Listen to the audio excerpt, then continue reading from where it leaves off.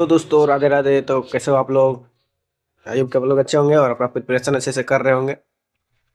तो मैं आप लोग के लिए प्राचीन इतिहास का एमसीक्यू का वीडियो ला दिया हूँ, जो कि एसएससी जीडी और एमटीएस के लिए काफ़ी इंपॉर्टेंट रहेगा। ठीक, तो इसमें टोटल 200 से प्लस प्राचीन भारतीय इतिहास का एमसीक्यू रहेंगे। ठीक, जैसा कि हम लोग प्रैक्टिस सेट करते आ रहे हैं, तो अभी तक 7 प्रैक्टिस सेट हो गया है।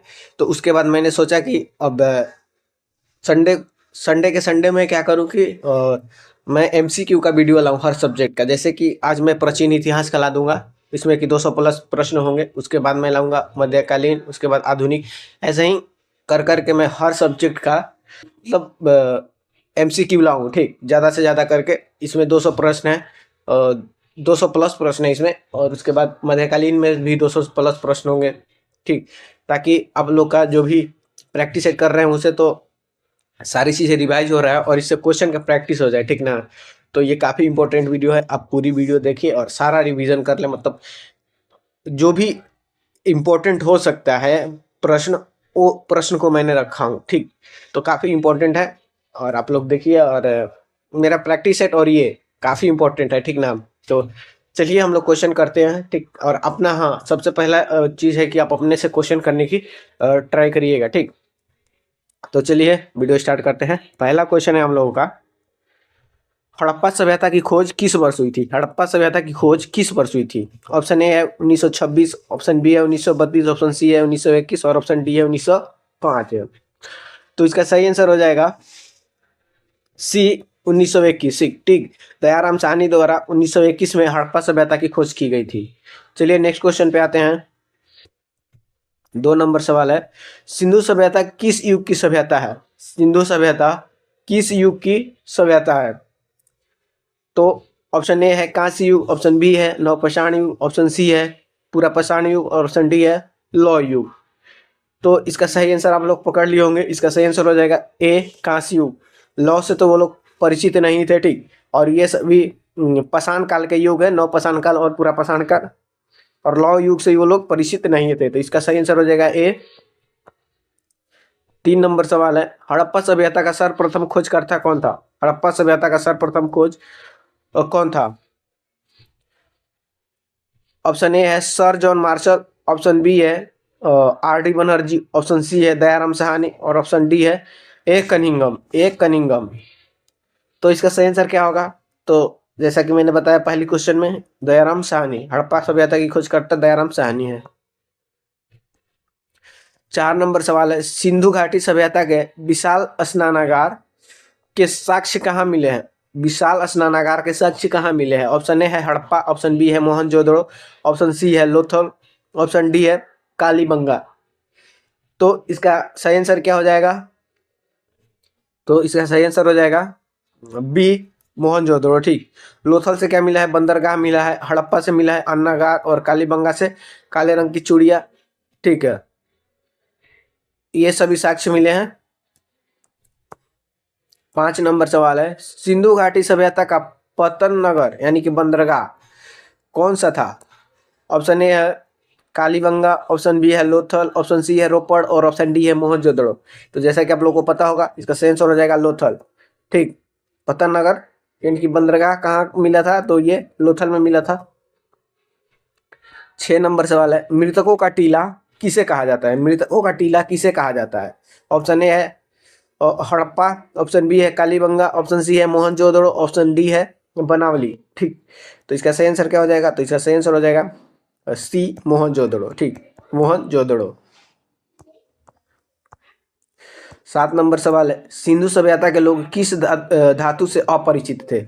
सिंधु सभ्यता के लोग किस धातु से अपरिचित थे, यानी कि किस धातु का वो लोग यूज नहीं करते थे या उसको नहीं जानते थे? ऑप्शन ए है तांबा, ऑप्शन बी है सोना, ऑप्शन सी है चांदी और ऑप्शन डी है लोहा।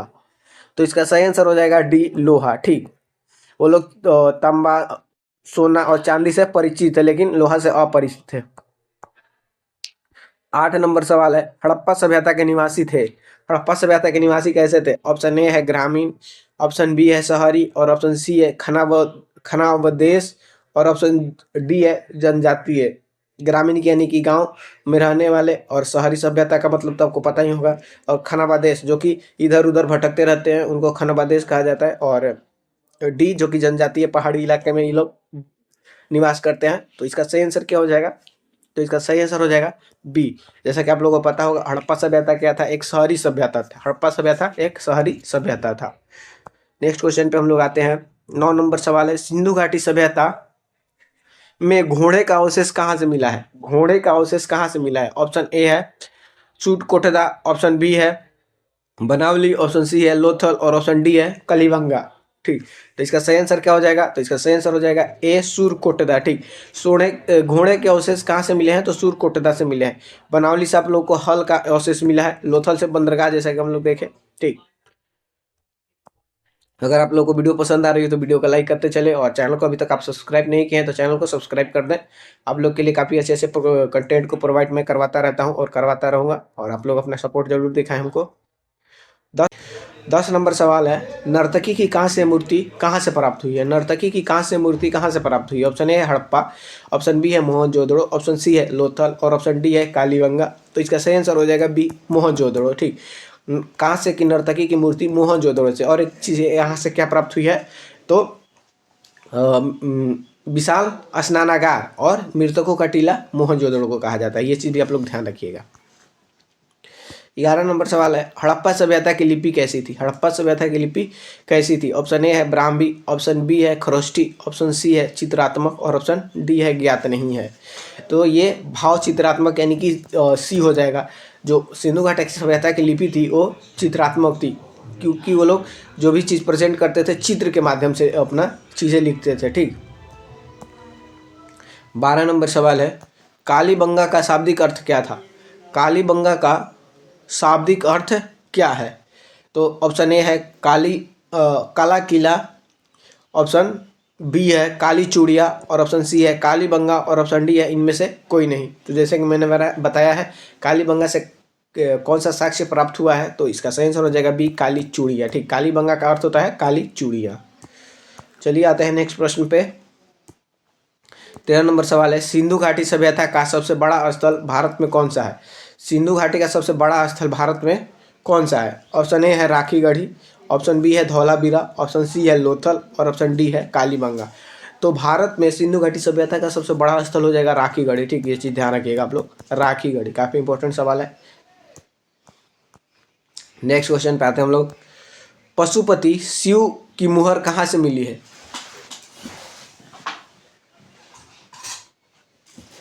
पशुपति शिव की मुहर कहाँ से मिली है? उसको ये एकदम प्योर है, 2500 रुपए कॉटन मिलती है कणक पर, अगर बिना पेस्टिसाइड की हो तो वो आप लोग अपना आंसर करिए। तो इसका ऑप्शन ए है लोथल, ऑप्शन बी है हड़प्पा, ऑप्शन सी है मोहनजोदड़ो, और ऑप्शन डी है धौलावीरा। तो पशुपति शिव के मुहर का मिली है मोहनजोदड़ो से। ठीक, मोहनजोदड़ो से। नेक्स्ट क्वेश्चन पे आते हैं। जूते हुए खेत का साक्ष्य कहाँ से प्राप्त हुए हैं? जूते हुए खेत का साक्ष्य कहाँ से प्राप्त हुए हैं? ऑप्शन ए है बनावली, ऑप्शन बी है कालीबंगा, ऑप्शन सी है लोथल, और ऑप्शन डी है रंगपुर। तो जूते हुए खेत का साक्ष्य कहाँ से प्राप्त हुआ है? तो इसका सही आंसर हो जाएगा कालीबंगा। ठीक, कालीबंगा। नेक्स्ट क्वेश्चन पे आते हैं। 16 नंबर, हड़प्पा किस नदी के तट पर स्थित है? हड़प्पा किस नदी के तट पर स्थित है? ऑप्शन ए है सिंधु, ऑप्शन बी है रावी, ऑप्शन सी है झेलम, और ऑप्शन डी है सतलुज। तो हड़प्पा रावी नदी के तट पर स्थित है। ठीक, तो इसका आंसर हो जाएगा बी, और सिंधु नदी के तट पर मोहनजोदड़ो स्थित है। ठीक, ये चीज़ आप लोग ध्यान रखिएगा। नेक्स्ट क्वेश्चन पे आते हैं। मोहनजोदड़ो, मोहनजोदड़ो पूछ दिया, मोहनजोदड़ो किस नदी के किनारे स्थित है? ऑप्शन ए है रावी, सिंधु, ब्यास, और हिंडन। तो इसका सही आंसर क्या हो जाएगा? बी, सिंधु। नेक्स्ट क्वेश्चन पे आते हैं। सिंधु अर्थव्यवस्था की ताकत क्या थी? सिंधु अर्थव्यवस्था की ताकत क्या थी? ऑप्शन ए है कृषि, ऑप्शन बी है व्यापार, और ऑप्शन सी है चाक पर बनाए मिट्टी के बर्तन, और ऑप्शन डी है राखी गढ़ी। तो इसका सही आंसर हो जाएगा कृषि। तो सिंधु सभ्यता का अर्थव्यवस्था का ताकत क्या था? तो कृषि। 29 नंबर सवाल था, सॉरी 19 नंबर सवाल है। स्वतंत्रता के बाद भारत में सबसे अधिक हड़प्पा स्थलों की खोज किस राज्य में हुई है? स्वतंत्रता के बाद भारत के सबसे अधिक हड़प्पा स्थलों की खोज किस राज्य में हुई है? ऑप्शन ए है पंजाब, ऑप्शन बी है राजस्थान, ऑप्शन सी है गुजरात और ऑप्शन डी है उत्तर प्रदेश। तो इसका सही आंसर हो जाएगा गुजरात। ठीक, इसका सही आंसर हो जाएगा गुजरात। नेक्स्ट क्वेश्चन पे आते हैं। 20 नंबर सवाल है, सिंधु सभ्यता के लोग किसकी पूजा करते थे? सिंधु सभ्यता के लोग किसकी पूजा करते थे? ऑप्शन ए है पशुपति, ऑप्शन बी है इंद्र, ऑप्शन सी है विष्णु और ऑप्शन डी है ब्रह्मा। तो इसका सही आंसर हो जाएगा ए पशुपति। ठीक, पशुपति। नेक्स्ट क्वेश्चन पे आते हैं। 21 नंबर सवाल है, मनके बनाने का कारखाना कहाँ से मिला है? मनके बनाने का कारखाना कहाँ से मिला है? ऑप्शन ए है लोथल, ऑप्शन बी है चुनहुदड़ो और ऑप्शन बी है ए और बी, ऑप्शन सी है ए और बी दोनों और ऑप्शन डी है कालीबंगा। तो इसका सही आंसर हो जाएगा सी ए और बी दोनों से। मनके बनाने का कारखाना लोथल और चुनहुदड़ो दोनों जगह से प्राप्त हुआ है। 22 नंबर सवाल है, सिंधु सभ्यता का सबसे उत्तरी स्थल कौन सा है? सिंधु सभ्यता का सबसे उत्तरी स्थल कौन सा है? ऑप्शन ए है मंडा, ऑप्शन बी है दाइमाबाद, ऑप्शन सी है आलमगीरपुर और ऑप्शन डी है सूतकांगेडोर। तो इसका सही आंसर हो जाएगा मंडा। मन के बना सॉरी क्या है, सिंधु सभ्यता का सबसे उत्तरी स्थल कहाँ पर है? तो मंडा है। ठीक, सबसे उत्तरी स्थल यहाँ पर होगा मंडा। ठीक, 23 नंबर सवाल है, सिंधु सभ्यता का सबसे दक्षिणी स्थल कौन सा है? सिंधु सभ्यता का सबसे दक्षिणी स्थल कौन है? तो इसका ऑप्शन ए है मंडा, ऑप्शन बी है दाइमाबाद, ऑप्शन सी है आलमगीरपुर और ऑप्शन डी है लोथल। तो इसका सही आंसर हो जाएगा दाइमाबाद। ठीक, तो सिंधु घाटी सभ्यता का सबसे दक्षिणी स्थल, ठीक, नीचे वाला दाइमाबाद हो जाएगा। उसके बाद 24 नंबर सवाल है, मेसोपोटामिया के अभिलेखों में सिंधु सभ्यता के लिए किस शब्द का प्रयोग किया गया है? मेसोपोटामिया के अभिलेखों में सिंधु सभ्यता के लिए किस शब्द का प्रयोग किया गया है? ऑप्शन ए है मेहुला, ऑप्शन बी है मगन, ऑप्शन सी है दिलमुन, ऑप्शन डी है फेलका। तो इसका सही आंसर हो जाएगा मेहुला। ठीक, तो मेसोपोटामिया के अभिलेखों में सिंधु सभ्यता के लिए मेहुला शब्द का प्रयोग किया गया है। नेक्स्ट क्वेश्चन पे आते हैं। हल का टेराकोटा यानी कि मिट्टी का बना हल का टेराकोटा मिट्टी का बना हल कहाँ से प्राप्त हुआ है? ऑप्शन ए है लोथल, ऑप्शन बी है बनावली, ऑप्शन सी है कालीबंगा और ऑप्शन डी है धौलावीरा। तो इसका सही आंसर हो जाएगा बनावली। ठीक, हल का टेराकोटा बनावली से प्राप्त हुआ है। नेक्स्ट क्वेश्चन पे आते हैं। धौलावीरा किस राज्य में स्थित है? धौलावीरा किस राज्य में स्थित है? ऑप्शन ए है राजस्थान, ऑप्शन बी है हरियाणा, ऑप्शन सी है गुजरात और ऑप्शन डी है पंजाब। तो इसका सही आंसर हो जाएगा गुजरात। ठीक, तो धौलावीरा गुजरात राज्य में स्थित है। धौलावीरा गुजरात राज्य में स्थित है। 27 नंबर सवाल है, सिंधु सभ्यता में धान की भूसी के साक्ष्य कहाँ से मिले? धान की भूसी का साक्ष्य पूछ रहा है। ऑप्शन ए है लोथल और रंगपुर, ऑप्शन बी है कालीबंगा, ऑप्शन सी है हड़प्पा और ऑप्शन डी है बनावली। तो इसका सही आंसर हो जाएगा लोथल और रंगपुर। तो धान की भूसी पूछेगा तो क्या बताना है? लोथल और रंगपुर। लोथल और रंगपुर से धान की भूसी का साक्ष्य प्राप्त हुआ है। नेक्स्ट क्वेश्चन पे आते हैं। बिना दुर्ग वाला एकमात्र सिंधु शहर कौन सा था? बिना दुर्ग वाला एकमात्र सिंधु शहर कौन सा था? ऑप्शन ए है कालीबंगा, ऑप्शन बी है चनहुदड़ो, ऑप्शन सी है सुरकोटदा और ऑप्शन डी है मोहनजोदड़ो। तो इसका सही आंसर हो जाएगा चुनहोदड़ो। ठीक, तो बिना दुर्ग वाला एकमात्र सिंधु शहर कौन है? तो चुनहुदड़ो। नेक्स्ट क्वेश्चन पे आते हैं। सिंधु घाटी सभ्यता के लोग किस मुख्य फसल से परिचित थे? सिंधु घाटी सभ्यता के लोग किस मुख्य फसल से परिचित थे? ऑप्शन ए है गेहूं और जौ, ऑप्शन बी है चावल और मक्का, ऑप्शन सी है केवल धान और ऑप्शन डी है केवल बाजरा। तो इसका सही आंसर हो जाएगा, जैसा कि आप लोग को पता होगा, गेहूं और जौ। ठीक, सिंधु घाटी सभ्यता के लोग का मुख्य फसल क्या था? गेहूं और जौ। नेक्स्ट क्वेश्चन पे आते हैं। विश्व में कपास उगाने का श्रेय सबसे पहले किसे जाता है? विश्व में कपास उगाने का श्रेय सबसे पहले किसे जाता है? ऑप्शन ए है मिस्र, ऑप्शन बी है मेसोपोटामिया, ऑप्शन सी है सिंधु और ऑप्शन डी है चीन।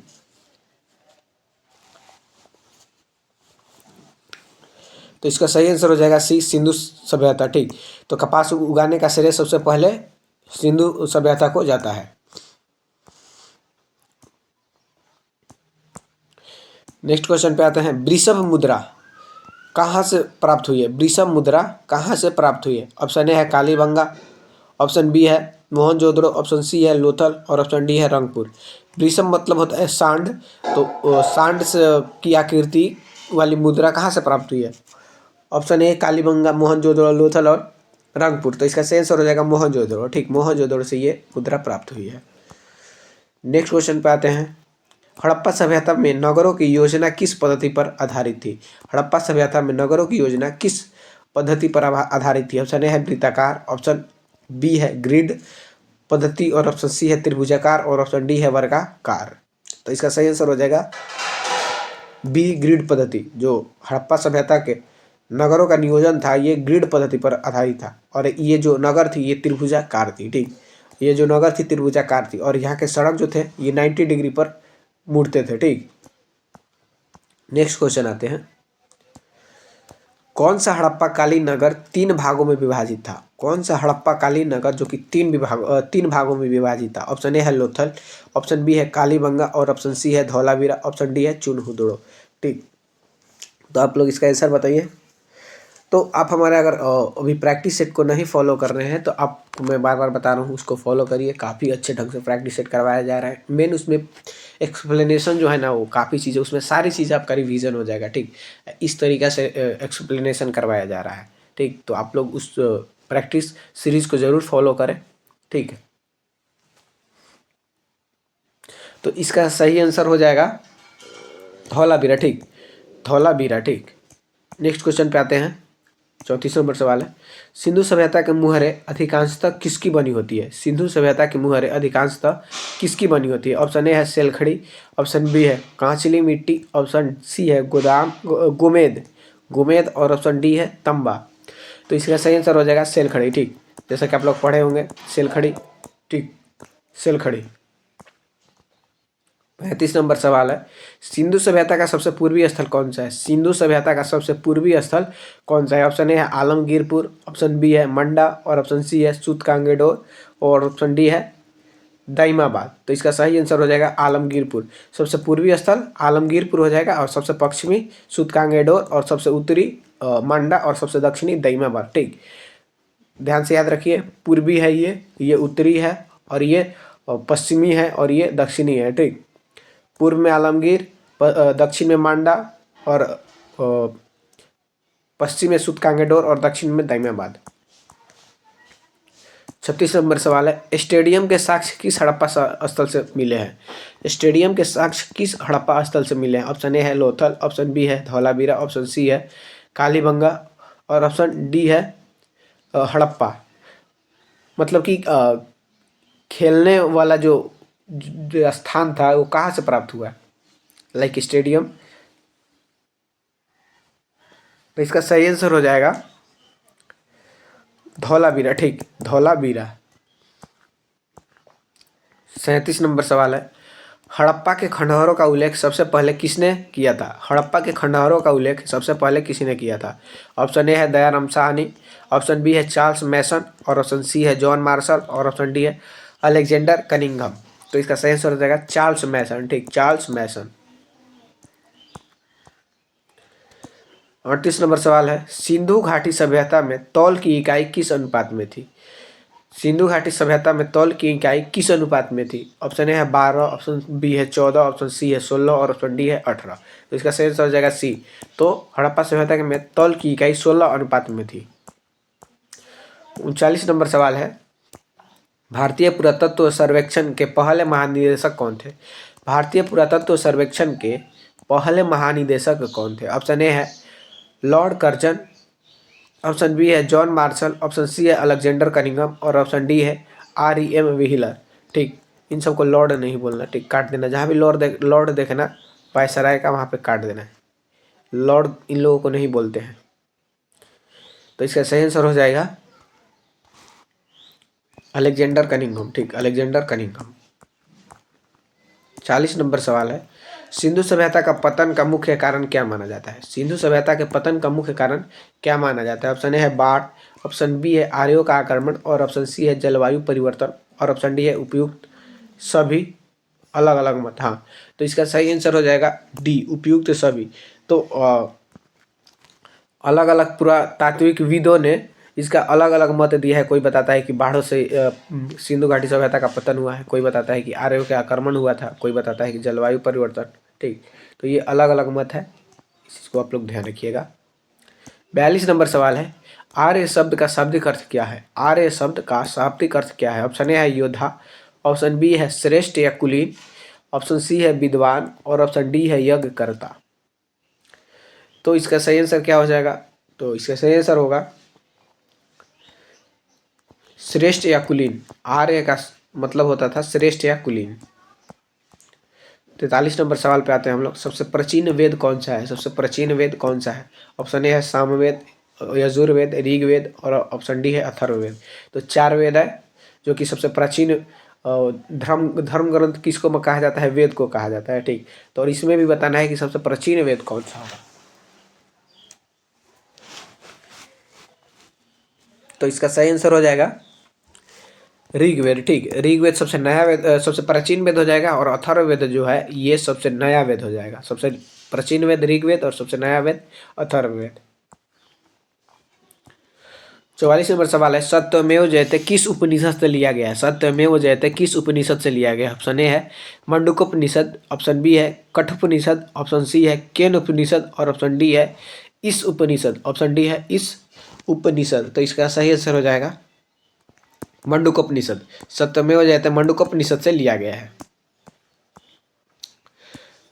45 नंबर सवाल है, ऋग्वेद में गायत्री मंत्र किस देवता को समर्पित है? ऑप्शन ए है इंद्र, ऑप्शन बी है अग्नि, और ऑप्शन सी है सवित्री जो कि सूर्य देवता थे, और ऑप्शन डी है वरुण। तो जैसा कि ये जो क्वेश्चन का सीरीज है ये टॉपिक वाइज होगा। ठीक, पहले हम लोग सिंधु घाटी के प्रश्न किए, उसके बाद अभी हम लोग कर रहे हैं वैदिक सभ्यता के, उसके बाद करेंगे क्या बोलते हैं उसको, महाजनपद, मगध साम्राज्य। ऐसे कर करके हम लोग टॉपिक वाइज करते जाएंगे क्वेश्चन का प्रैक्टिस। तो इसका सही आंसर हो जाएगा सी, सावित्री, यानी कि सूर्य के देवता को समर्पित था। नेक्स्ट क्वेश्चन पे आते हैं हम लोग। 46 नंबर सवाल है, शास्त्रीय संगीत के सिद्धांत की चर्चा किस वेद में की गई है? संगीत की चर्चा, संगीत मतलब आप समझ गए होंगे क्या होगा इसका। ऑप्शन ए है ऋग्वेद, ऑप्शन बी है सामवेद, ऑप्शन सी है यजुर्वेद, और ऑप्शन डी है अथर्ववेद। ठीक, तो इसका सही आंसर क्या आ जाएगा? तो इसका सही आंसर हो जाएगा बी, सामवेद। ठीक, सामवेद। यजुर्वेद में क्या है? तो इसमें धनुर्विद्या है, और अथर्ववेद में क्या है? तो ये जादू टोना, वशीकरण, ये सबसे संबंधित है। और ये ऋग्वेद जो है ये यज्ञ, हवन, इन सब से संबंधित है ऋग्वेद, और इसका सही आंसर हो जाएगा बी, सामवेद। नेक्स्ट क्वेश्चन पे हम लोग आते हैं। 27 नंबर, वैदिक काल में विपाशा किस नदी का प्राचीन नाम है? विपाशा किस नदी का प्राचीन नाम है? ऑप्शन ए है राबी, ऑप्शन बी है झेलम, ऑप्शन सी है ब्यास, और ऑप्शन डी है चिनाब। तो इसका सही आंसर क्या होगा? तो इसका सही आंसर हो जाएगा बी, झेलम। ठीक, विपाशा झेलम नदी को कहा जाता था पहले। 48 नंबर सवाल है, ऋग वैदिक आर्यों का मुख्य व्यवसाय क्या था? ऋग वैदिक आर्यों का मुख्य व्यवसाय क्या था? ऑप्शन ए है कृषि, ऑप्शन बी है पशुपालन, ऑप्शन सी है शिक्षा, और ऑप्शन डी है व्यापार। तो इसका सही आंसर क्या होगा? इसका सही आंसर हो जाएगा पशुपालन। ठीक, इसका सही आंसर हो जाएगा पशुपालन।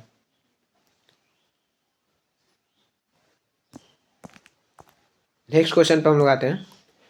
10 राजयुद्ध किस नदी के तट पर लड़ा गया था? 10 राजयुद्ध किस नदी के तट पर लड़ा गया था? ऑप्शन ए है गंगा, और ऑप्शन बी है ब्रह्मपुत्र, ऑप्शन सी है पुरुषणी या रावी नदी, ऑप्शन डी है वितस्ता, ऑप्शन डी है वितस्ता। तो इसका सही आंसर हो जाएगा सी, पुरुषणी या रावी नदी पर। 50 नंबर सवाल है, जादुई माया और वशीकरण का वर्णन किस वेद में है? जादुई माया और वशीकरण किस वेद में है? ऑप्शन ए है ऋग्वेद, ऑप्शन बी है यजुर्वेद, ऑप्शन सी है सामवेद, और ऑप्शन डी है अथर्ववेद। तो इसका सही आंसर क्या हो जाएगा? तो सही आंसर हो जाएगा क्या बोल रहा है, माया और वशीकरण, तो अथर्ववेद इधर अथर्ववेद है, ठीक। जैसा कि मैंने क्वेश्चन में सारा वेद को बता दिया कौन किससे संबंधित है। 51 नंबर सवाल है, वैदिक समाज की आधारभूत इकाई क्या थी? वैदिक समाज की आधारभूत इकाई क्या थी? ठीक, तो उनके ऑप्शन ए है कुल या परिवार, ऑप्शन बी है ग्राम, ऑप्शन सी है विष और ऑप्शन डी है जन। तो इसका सही आंसर हो जाएगा कुल या परिवार, ठीक। तो वैदिक समाज की जो आधारभूत इकाई थी ये कुल या परिवार थी। 52 नंबर सवाल पे आते हैं हम लोग, ऋग मंडल में कुल कितने मंडल और सूक्त हैं? ऋग्वेद में कुल कितने मंडल और सूक्त हैं? ऑप्शन ए है 10 मंडल 1028 सूक्त, 8 मंडल 1017 सूक्त, 12 मंडल 1050 सूक्त, 9 मंडल और 1000 सूक्त। तो इसका सही आंसर हो जाएगा ए 10 मंडल और 1028 सूक्त, 10 मंडल और 1028 सूक्त। चलिए नेक्स्ट क्वेश्चन पे आते हैं। 53 नंबर सवाल है, आर्यों का भाषा कौन सी थी? आर्यों का भाषा कौन सी थी? ऑप्शन ए है पाली, ऑप्शन बी है प्राकृत, ऑप्शन सी है संस्कृत और ऑप्शन डी है हिंदी। ठीक, आर्यों का भाषा क्या थी? तो इसका सही आंसर हो जाएगा सी संस्कृत थी। ठीक, आर्यों की भाषा क्या थी? संस्कृत थी। 54 नंबर सवाल है, ऋग्वेद के किस मंडल में पुरुषोक्त वर्ण व्यवस्था का उल्लेख है? ऋग्वेद के किस मंडल में पुरुषोक्त वर्ण व्यवस्था, जो कि ऋग्वैदिक काल में जो समाज था ये 4 वर्णों में विभाजित था, तो वही वर्ण व्यवस्था पूछ रहा है। ऑप्शन ए है 7वें मंडल, ऑप्शन बी है 8वें मंडल, ऑप्शन सी है 9वें मंडल और ऑप्शन डी है 10वें मंडल। तो इसका सही आंसर हो जाएगा 10वें मंडल। तो पुरुषोक्त यानी कि वर्ण व्यवस्था 10वें मंडल में उल्लेख था इसका, तो इसको ध्यान रखिएगा आप लोग। और 9वें मंडल है सोम देवता से समर्पित। वैदिक काल में अधन्य, अधन्य यानी कि ना मारने योग्य शब्द किसके लिए प्रयोग किया गया है? वैदिक काल में अधन्य यानी कि ना मारने योग्य शब्द का किस के लिए प्रयोग किया गया है? तो ऑप्शन ए है बकरी, ऑप्शन बी है गाय, ऑप्शन सी है स्त्री और ऑप्शन डी है ब्राह्मण। तो इसका सही आंसर हो जाएगा गाय। ठीक, इसका सही आंसर हो जाएगा बी गाय। नेक्स्ट क्वेश्चन है 56 नंबर, उपनिषदों की कुल संख्या कितनी है? उपनिषदों की कुल संख्या कितनी है? ऑप्शन ए है 108, ऑप्शन बी है 18 और ऑप्शन सी है 12 और ऑप्शन डी है 100। तो इसका सही आंसर हो जाएगा ए 108। ठीक, उपनिषदों की कुल संख्या 108 है। नेक्स्ट क्वेश्चन पे आते हैं हम लोग। 57 नंबर सवाल है, पुराणों की संख्या कितनी है? पुराणों की संख्या कितनी है? ऑप्शन ए है 16, ऑप्शन बी है 18, ऑप्शन सी है 20 और ऑप्शन डी है 22। ऑप्शन ए है 16, ऑप्शन बी है 18 और ऑप्शन सी है 20 और ऑप्शन डी है 22। तो इसका सही आंसर हो जाएगा 18। ठीक, पुराणों की संख्या कितनी है? तो 18 है, पुराणों की संख्या 18 है। नेक्स्ट क्वेश्चन पे आते हैं जो कि 58 नंबर सवाल है, ऋग वैदिक काल के सबसे प्रतापी देवता कौन थे? ऋग वैदिक काल के सबसे प्रतापी देवता कौन थे? ऑप्शन ए है अग्नि, ऑप्शन बी है वरुण और ऑप्शन सी है इंद्र और ऑप्शन डी है सोम। तो सबसे अधिक किस देवता को मानते थे ऋग वैदिक काल में? तो इसका सही आंसर हो जाएगा इंद्र। ठीक, इंद्र। नेक्स्ट क्वेश्चन पे आते हैं हम लोग। 59 नंबर सवाल है, योग दर्शन के प्रतिपादक कौन थे? योग दर्शन के प्रतिपादक कौन थे? ऑप्शन ए है गौतम, ऑप्शन बी है पतंजलि, ऑप्शन सी है जैमिनी, ऑप्शन डी है कनाद। तो इसका सही आंसर क्या होगा? तो योग दर्शन के प्रतिपादक पतंजलि है। ठीक, तो इसका आंसर हो जाएगा बी। नेक्स्ट क्वेश्चन पे आते हैं। 60 नंबर सवाल है, उत्तर वैदिक काल में किस देवता को सर्वोच्च स्थान प्राप्त हुआ है? उत्तर वैदिक काल में किस देवता को सर्वोच्च स्थान प्राप्त हुआ है? ऑप्शन ए है प्रजापति, ऑप्शन बी है इंद्र, ऑप्शन सी है विष्णु और ऑप्शन डी है रुद्र।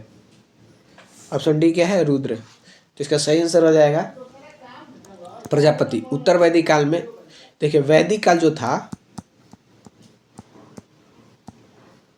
वैदिक काल ये 2 भागों में विभक्त था। एक को ऋग वैदिक काल के अंतर्गत पढ़ा जाता है, इसका टाइम पीरियड अलग है, और उत्तर वैदिक काल का टाइम पीरियड अलग है। ठीक, तो 1500 से लेकर 1000 ईस्वी तक के काल को हम लोग ऋग वैदिक काल के अंतर्गत पढ़ते हैं। ठीक, 1500 ईस्वी पूर्व से लेकर 1000 ईस्वी पूर्व तक के जो काल था उसको हम लोग ऋग वैदिक काल के अंतर्गत पढ़ते हैं। उसके बाद उत्तर वैदिक काल आता है, 1000 से लेकर 600 ईसा पूर्व तक जो काल होता है उसको उत्तर वैदिक काल के अंतर्गत पढ़ा जाता है। तो वैदिक काल 2 भागों के में विभाजित करके पढ़ा जाता है। ठीक, तो जो ऋग वैदिक काल में प्रसिद्ध देवता थे इंद्र थे, वही उत्तर वैदिक काल में जो प्रसिद्ध देवता है वो प्रजापति है। इस चीज को आप लोग ध्यान रखिएगा। चलिए नेक्स्ट क्वेश्चन पे आते हैं। 61 नंबर सवाल है, ऋग वैदिक आर्य लोहे से परिचित थे या नहीं?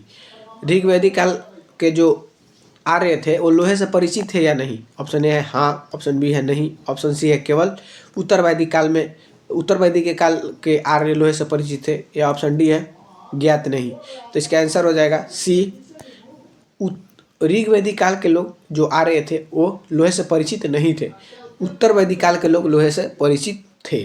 ठीक, इस चीज को आप लोग ध्यान रखिएगा। नेक्स्ट क्वेश्चन पे आते हैं। 62 नंबर सवाल है, कुल कितने महाजन पदों का उल्लेख मिलता है?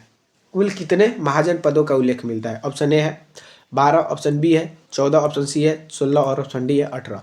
तो इसका सही आंसर हो जाएगा सी 16। ठीक, तो इसका उल्लेख कहाँ से मिलता है? तो ध्यान रखिएगा, जो क्या बोलते हैं बुद्ध साहित्य यानी कि बौद्ध धर्म के साहित्य, क्या बोलते हैं कि बुद्ध धर्म के साहित्य जो था, बुद्ध धर्म का जो साहित्य था, देखिए अभी मेरा ध्यान से निकल जा रहा है, जो जैन धर्म के जो साहित्य है भगवती सूत्र। ठीक, हाँ अभी याद आया हमको, जो जैन धर्म का है जो भगवती सूत्र है, जो जैन धर्म का साहित्य है भगवती सूत्र, उससे महाजन पदों का उल्लेख मिलता है। उसके बाद बौद्ध धर्म में क्या है कि ये बौद्ध धर्म में अंगुत्तर निकाय, ठीक, जो अंगुत्तर निकाय बौद्ध साहित्य है उससे, उसमें महाजन पदों की उल्लेख मिलता है। इस चीज को आप लोग ध्यान रखिएगा। बौद्ध धर्म, जब जैन धर्म पूछेगा तो भगवती सूत्र, और बौद्ध धर्म पूछेगा तो अंगुत्तर निकाय। देखिए नेक्स्ट क्वेश्चन वही है और हमको ध्यान से उतर रहा था। ये 16 महाजन पदों की सूची बौद्ध ग्रंथ में मिलता है, तो किससे मिलता है? ऑप्शन ए है अंगुत्तर निकाय, ऑप्शन बी है दीघ निकाय, ऑप्शन सी है विनय पिटक और ऑप्शन डी है सुत्त पिटक। तो इसका सही आंसर हो जाएगा ए अंगुत्तर निकाय। ठीक, और जैन धर्म में भगवती सूत्र, उसको भूलना नहीं है, दोनों इंपॉर्टेंट है। ठीक, 64 नंबर सवाल है, मगध की प्रथम राजधानी कौन सी थी? मगध की प्रथम राजधानी कौन सी थी? ऑप्शन ए है पाटलिपुत्रा, ऑप्शन बी है वैशाली, ऑप्शन सी है ग्रीवरज और ऑप्शन डी है चंपा। तो प्रथम राजधानी इसकी थी ग्रीवरज या राजगीर। ठीक, बाद में नेक्स्ट राजा आते गए और अपना राजधानी सब इधर उधर करते थे, लेकिन जो प्रथम राजधानी थी वो राजगीर थी, जो कि पहले ग्रीवरज कहा जाता था। नेक्स्ट क्वेश्चन पे आते हैं हम लोग। 65 नंबर सवाल है, हर्यक वंश के किस शासक को कौणिक कहा जाता है? हर्यक वंश के किस शासक को कौणिक कहा जाता है? ऑप्शन ए है बिंबिसार, ऑप्शन बी है उदयन, ऑप्शन सी है अजातशत्रु और ऑप्शन डी है अनिरुद्ध। बिंबिसार, उदयन, अजातशत्रु और अनिरुद्ध। तो इसका सही आंसर हो जाएगा अजातशत्रु। ठीक, कौणिक अजातशत्रु को कहा जाता है। नेक्स्ट क्वेश्चन पे हम लोग आते हैं। 66 नंबर क्वेश्चन है, किस शासक ने गंगा और सोन नदियों के संगम पर पाटलिपुत्र नामक नगर बसाया था? किस शासक ने गंगा और सोन नदियों के संगम पर पाटलिपुत्र नामक नगर बसाया था? ऑप्शन ए है अजातशत्रु, ऑप्शन बी है उदयन, ऑप्शन सी है अशोक और ऑप्शन डी है घनानंद। अजातशत्रु, उदयन, अशोक और घनानंद। इसका सही आंसर हो जाएगा डी उदयन। ठीक, पाटलिपुत्र का स्थापना किसने किया था? तो उदयन ने। नेक्स्ट क्वेश्चन पे आते हैं। 67 नंबर सवाल है, विश्व का पहला गणतंत्र वैशाली में किसके द्वारा स्थापित किया गया था? तो पहला गणतंत्र राज वैशाली था, तो ये किसके द्वारा स्थापित किया गया था? ऑप्शन ए है मौर्य, ऑप्शन बी है नंद, ऑप्शन सी है गुप्त और ऑप्शन डी है लिच्छवी। ठीक, गणतंत्र मतलब आप लोग समझ रहे होंगे, जहाँ पर कि जनता की बात सुनी जाती हो और जनता के महत्व दिया जाता है, उसे गणतंत्र राज्य कहा जाता है। तो जो वैशाली था, ये गणतंत्र जो राज्य था, तो ये किसके द्वारा स्थापित किया गया था? तो इसका सही आंसर हो जाएगा लिच्छवियों द्वारा। ठीक, लिच्छवियों द्वारा। नेक्स्ट क्वेश्चन पे आते हैं हम लोग। 68 नंबर सवाल है, प्राचीन श्रावस्ती का नगर विन्यास किस आकृति का है? प्राचीन श्रावस्ती का नगर किस विन्यास पर आकृति का है? ऑप्शन ए है वृत्ताकार, ऑप्शन बी है अर्धचंद्राकार, ऑप्शन सी है त्रिभुजाकार और ऑप्शन डी है आयताकार। तो क्या होगा इसका आंसर? तो इसका आंसर हो जाएगा अर्धचंद्राकार। ठीक, श्रावस्ती जो नगर था ये अर्धचंद्राकार था। नेक्स्ट क्वेश्चन पे हम लोग आते हैं। 69 नंबर सवाल है, मगध के किस सम्राट को अप्रो परशुराम के नाम से जाना जाता है। अप्रो परशुराम के नाम से जाना जाता है मगध के किस सम्राट को? ऑप्शन ए है बिंदुसार, ऑप्शन बी है अजातशत्रु, ऑप्शन सी है महापद्नंद और ऑप्शन डी है चंद्रगुप्त मौर्य। तो इसका सही आंसर क्या हो जाएगा? तो इसका सही आंसर होगा महापद्नंद, महापद्नंद, जो कि नंद वंश के संस्थापक थे, अजातशत्रु। ठीक, नंद वंश के संस्थापक। और ये हर्यक वंश के संस्थापक थे, हर्यक वंश के संस्थापक बिंदुसार। और ये क्या बोलते हैं, मौर्य वंश के संस्थापक चंद्रगुप्त मौर्य। नेक्स्ट क्वेश्चन पे आते हैं हम लोग। उज्जैन का प्राचीन नाम क्या था?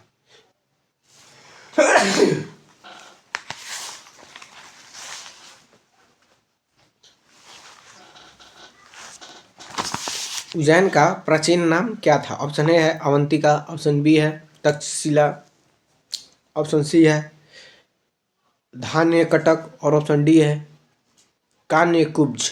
ऑप्शन डी क्या है? कान्यकुब्ज। तो इसका सही आंसर क्या हो जाएगा? तो इसका सही आंसर हो जाएगा अवंतिका। उज्जैन को प्राचीन नाम था अवंतिका। नेक्स्ट क्वेश्चन पर हम लोग आते हैं। 71 नंबर सवाल है। सिकंदर महान की मृत्यु 223 ईसा पूर्व में कहाँ हुई थी? सिकंदर जो कि भारत पर ये 326 में आक्रमण करता है। ठीक, भारत में आक्रमण नहीं, ये आता है आक्रमण के उद्देश्य से, लेकिन आक्रमण नहीं कर पाता है क्योंकि इसकी सेना जवाब दे देती है।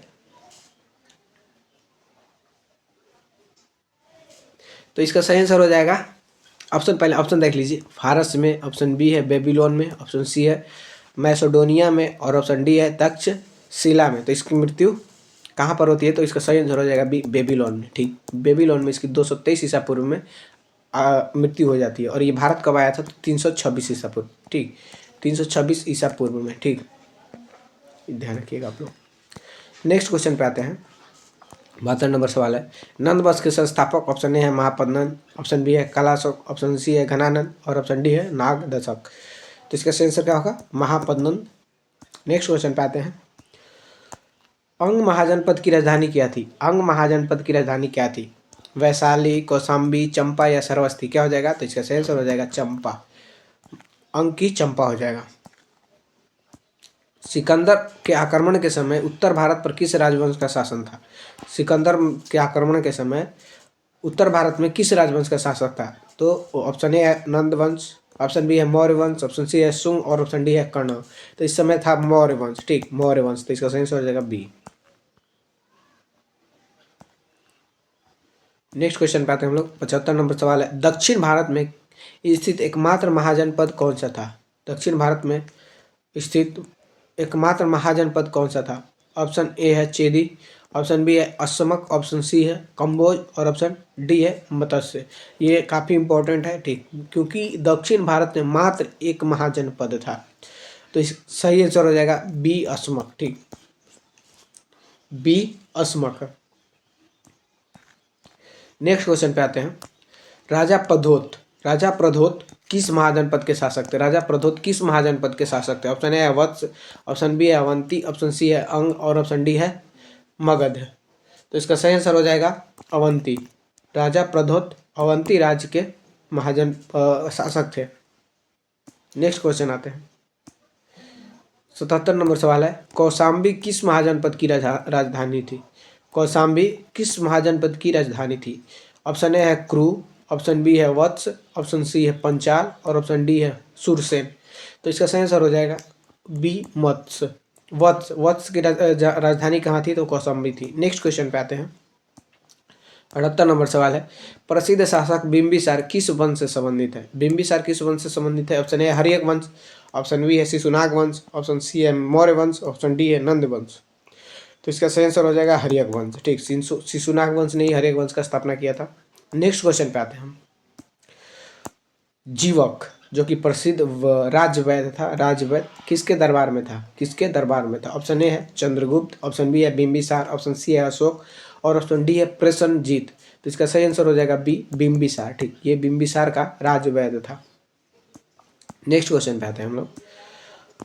किस महाजनपद की राजधानी तक्षशिला थी? किस महाजनपद की राजधानी तक्षशिला थी? ऑप्शन ए है गंधार, ऑप्शन बी है कम्बोज, ऑप्शन सी है कुरु और ऑप्शन डी है मल, तो इसका सही आंसर हो जाएगा गंधार। गंधार की राजधानी तक्षशिला, गंधार की राजधानी तक्षशिला। नेक्स्ट क्वेश्चन पे आते हैं। मगध के उत्कर्ष के लिए कौन सा भौगोलिक कारण उत्तरदायी था? मगध के उत्कर्ष के लिए कौन सा भौगोलिक कारण उत्तरदायी था? ऑप्शन ए है लोहे की खजानों की उपलब्धता, ऑप्शन बी है उपजाऊ मैदान, और ऑप्शन डी है नदियों द्वारा सुरक्षा, और ऑप्शन डी है उपयुक्त सभी। तो इसका सही आंसर हो जाएगा डी उपयुक्त सभी, क्योंकि उत्तर भारत में लोहे की खानों की उपलब्धता थी जिस वजह से लोहे के हथियार बनाए गए। उपजाऊ मैदान भी था, क्योंकि नदियों के किनारे के जो मैदान होते थे काफ़ी उपजाऊ मैदान होते हैं। और यहाँ नदियों द्वारा सुरक्षा, यानी कि अगल बगल नदियाँ थी, जिससे कि इस राज्य पर आक्रमण करने में मतलब दूसरे राज्य के लोग आक्रमण नहीं कर पाते थे, तो इस वजह से नदियों द्वारा इसको सुरक्षा मिलता था। नेक्स्ट क्वेश्चन है, गौतम बुद्ध का जन्म कहाँ हुआ था? गौतम बुद्ध का जन्म कहाँ हुआ था? ऑप्शन ए है बोध गया, ऑप्शन बी है लुम्बिनी, ऑप्शन सी है सारनाथ, और ऑप्शन डी है कुशीनगर। तो गौतम बुद्ध का जन्म कहाँ हुआ था? तो लुम्बिनी में हुआ था, ठीक, लुम्बिनी में। और इनके ज्ञान की प्राप्ति बोध गया में, और इनकी मृत्यु कुशीनगर में, और वो जो प्रथम उपदेश दिए थे ये सारनाथ में दिए थे।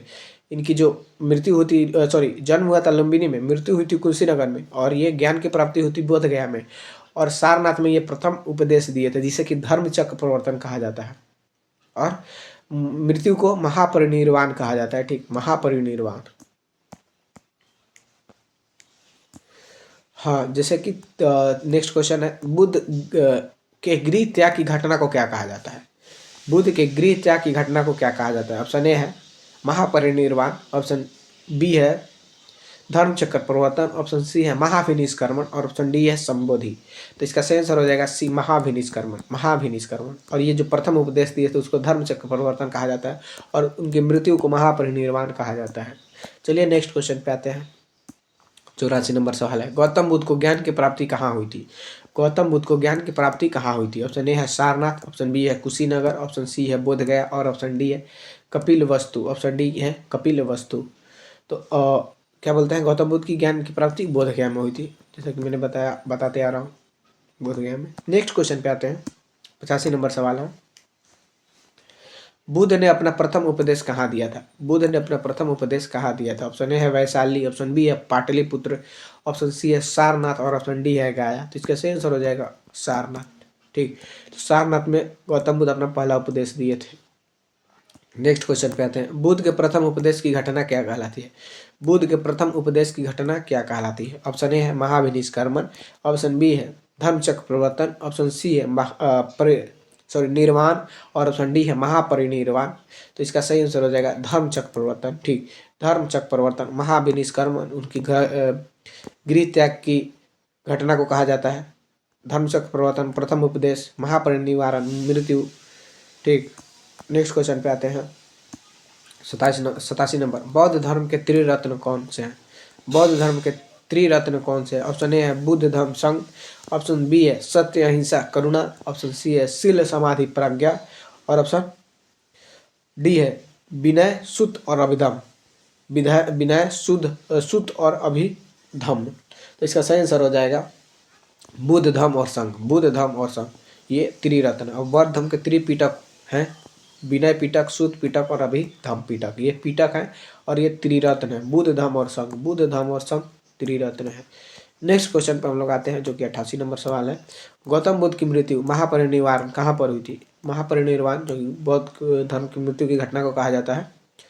ऑप्शन ए है लुम्बिनी, ऑप्शन बी है कुशीनगर, ऑप्शन सी है श्रावस्ती, ऑप्शन डी है पावापुरी। तो इसका सही आंसर हो जाएगा बी कुशीनगर, ठीक। तो गौतम बुद्ध की मृत्यु कुशीनगर में हुई थी, कुशीनगर में। नेक्स्ट क्वेश्चन पे आते हैं हम लोग, क्योंकि 89 नंबर सवाल है, प्रथम बौद्ध संगीति कहाँ आयोजित की गई थी? प्रथम बौद्ध संगीति कहाँ आयोजित की गई थी? ऑप्शन ए है वैशाली, ऑप्शन बी है पाटलिपुत्र, और ऑप्शन सी है राजगिरी, ऑप्शन डी है कुंडलवन, ऑप्शन डी क्या है कुंडलवन। तो इसका सही आंसर हो जाएगा राजगिरी, ठीक। तो पहला बौद्ध संगीति राजगिरी में, दूसरा वैशाली में, तीसरा पाटलिपुत्रा में, और चौथा कुंडलवन में। इसमें पहला, यहाँ पर दूसरा, यहाँ पर तीसरा, और यहाँ पर चौथा, ठीक। नेक्स्ट क्वेश्चन पे आते हैं। चतुर्थ बौद्ध संगीति किसके शासनकाल में हुई थी? चतुर्थ बौद्ध संगीति किसके शासनकाल में हुई थी? ऑप्शन ए है अशोक, ऑप्शन बी है कनिष्क, ऑप्शन सी है कालाशोक और ऑप्शन डी है अजात शत्रु। ठीक, अजात शत्रु। तो प्रथम चतुर्थ पूछ रहा है तो चतुर्थ हो जाएगा कनिष्क। ठीक, तो प्रथम हो जाएगा अजात शत्रु। ठीक, प्रथम अजात शत्रु, सेकेंड कालाशोक और तीसरा हो जाएगा अशोक और चौथा हो जाएगा कनिष्क। ठीक, तो ये शासनकाल आप लोग ध्यान रखिएगा। नेक्स्ट क्वेश्चन पे आते हैं। बौद्ध धर्म की शाखा, बौद्ध धर्म किस शाखा में मूर्ति पूजा शुरू हुई? बौद्ध धर्म जो कि दो शाखा में विभाजित हुई थी, एक हीनयान और एक महायान। तो इसका सही आंसर ऑप्शन देख लेते हैं। हीनयान, ऑप्शन ए है हीनयान, ऑप्शन बी है महायान और ऑप्शन सी है वज्रयान और ऑप्शन डी है थेरवाद। तो इसका सही आंसर हो जाएगा महायान। ठीक, सही आंसर क्या हो जाएगा? महायान। नेक्स्ट क्वेश्चन पे आते हैं। त्रिपिटक किस धर्म से का पवित्र ग्रंथ है? त्रिपिटक जो कि विनय पिटक, अभिधम पिटक और एक क्या था? त्रिपिटक में कौन कौन था? विनय पिटक, सुत पिटक और अभिधम पिटक, जो कि अभी थोड़ा देर पहले एक क्वेश्चन में देखे हम लोग। ऑप्शन ए है जैन धर्म, ऑप्शन बी है बौद्ध धर्म, ऑप्शन सी है सिख धर्म और ऑप्शन डी है हिंदू धर्म। तो ये बौद्ध धर्म से संबंधित है। ठीक,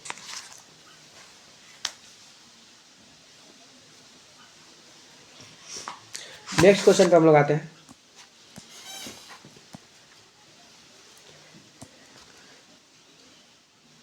93 नंबर सवाल है। बुद्ध के जीवनी किस घटना को घोड़े का प्रतीक दर्शाया है जाता है? बुद्ध जीवन की किस घटना को घोड़े के प्रतीक से दर्शाया जाता है? ऑप्शन ए है जन्म, ऑप्शन बी है मृत्यु, ऑप्शन सी है गृह त्याग और ऑप्शन डी है ज्ञान प्राप्ति।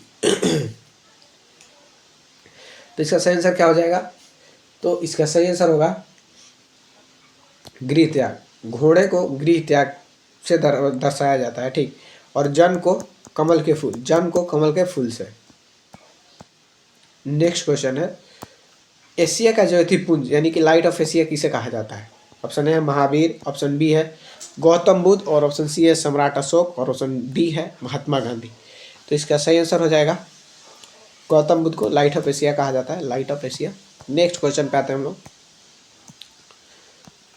बौद्ध धर्म में भिक्षुणी बनने वाली प्रथम महिला कौन थी? बौद्ध धर्म में भिक्षुणी बनने वाली प्रथम महिला कौन थी? ऑप्शन ए है यशोधरा, ऑप्शन बी है महाप्रजापति गौतमी और ऑप्शन सी है अम्रपाली और ऑप्शन डी है सुजाता।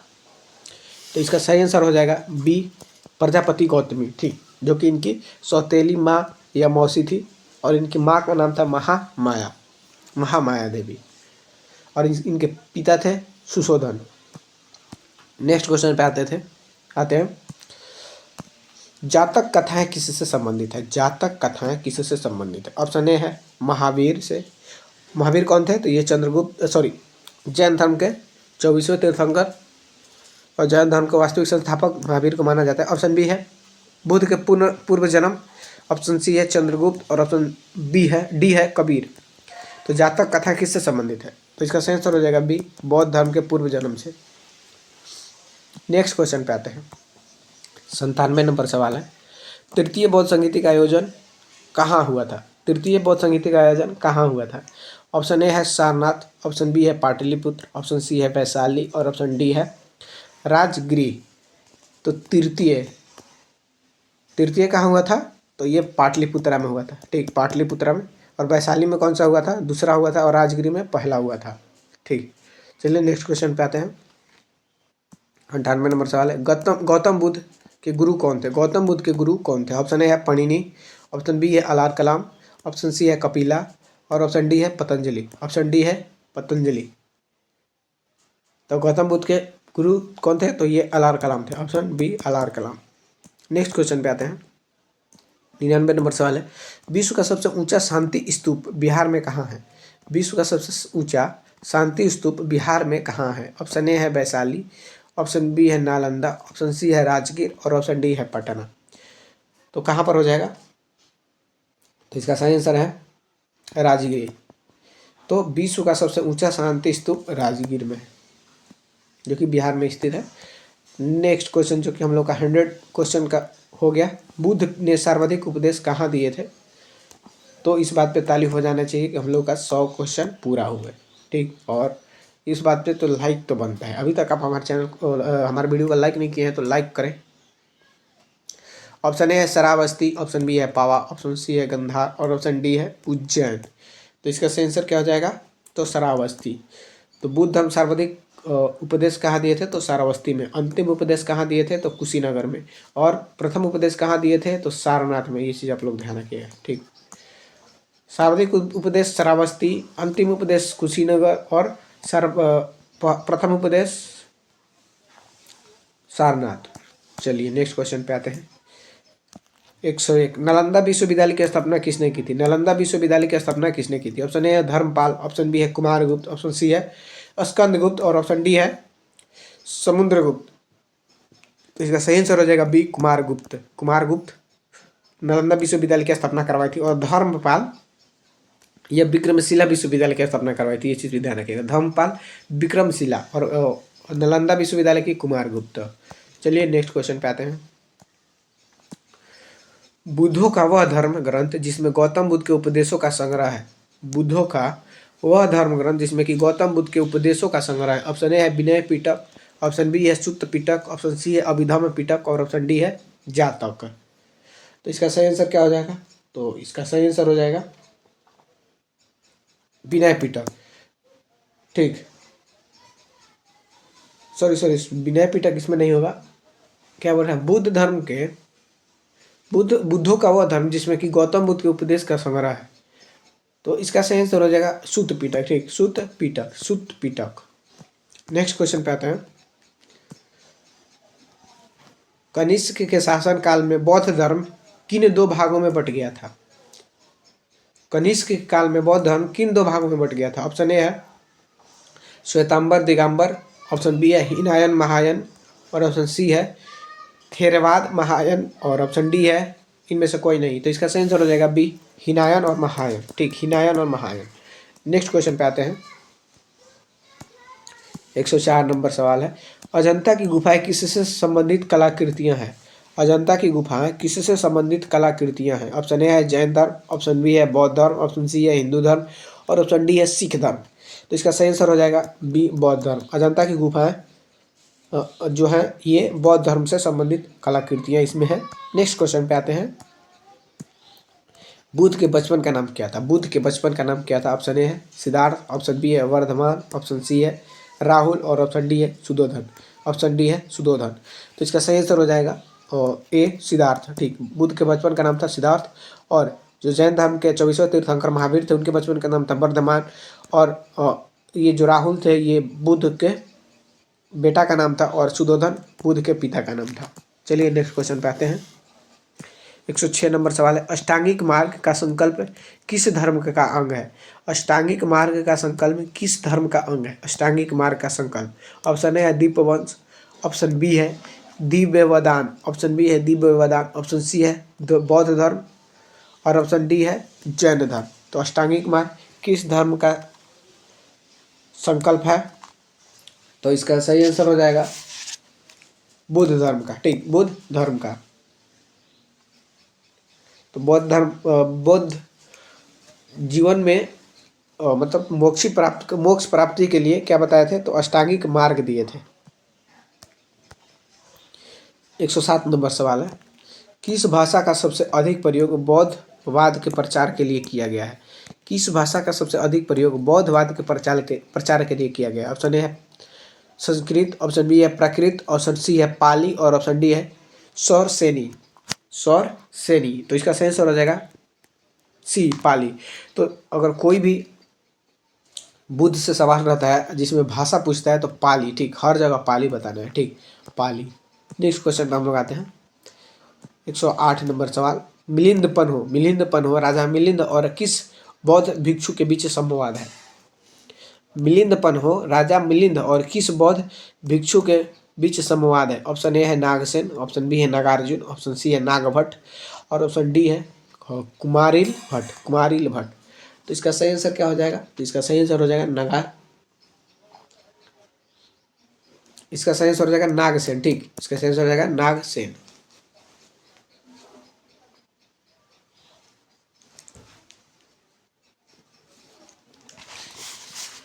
चलिए नेक्स्ट क्वेश्चन पे आते हैं।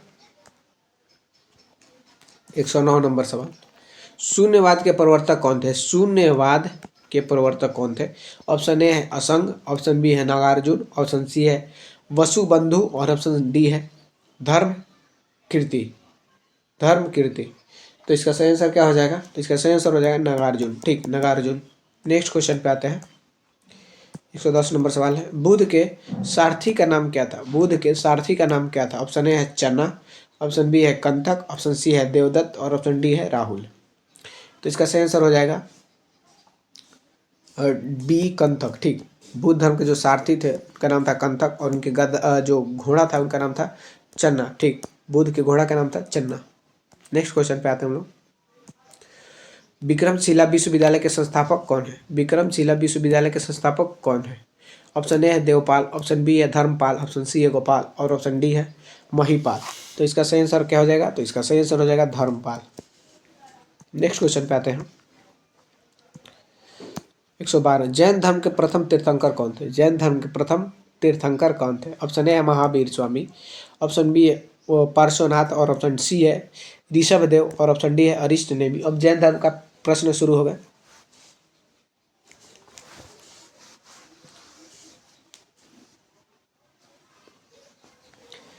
तो इसका सही आंसर हो जाएगा ऋषभदेव। ठीक, और सबसे अंतिम और 24वें तीर्थंकर महावीर स्वामी थे। नेक्स्ट क्वेश्चन पे आते हैं।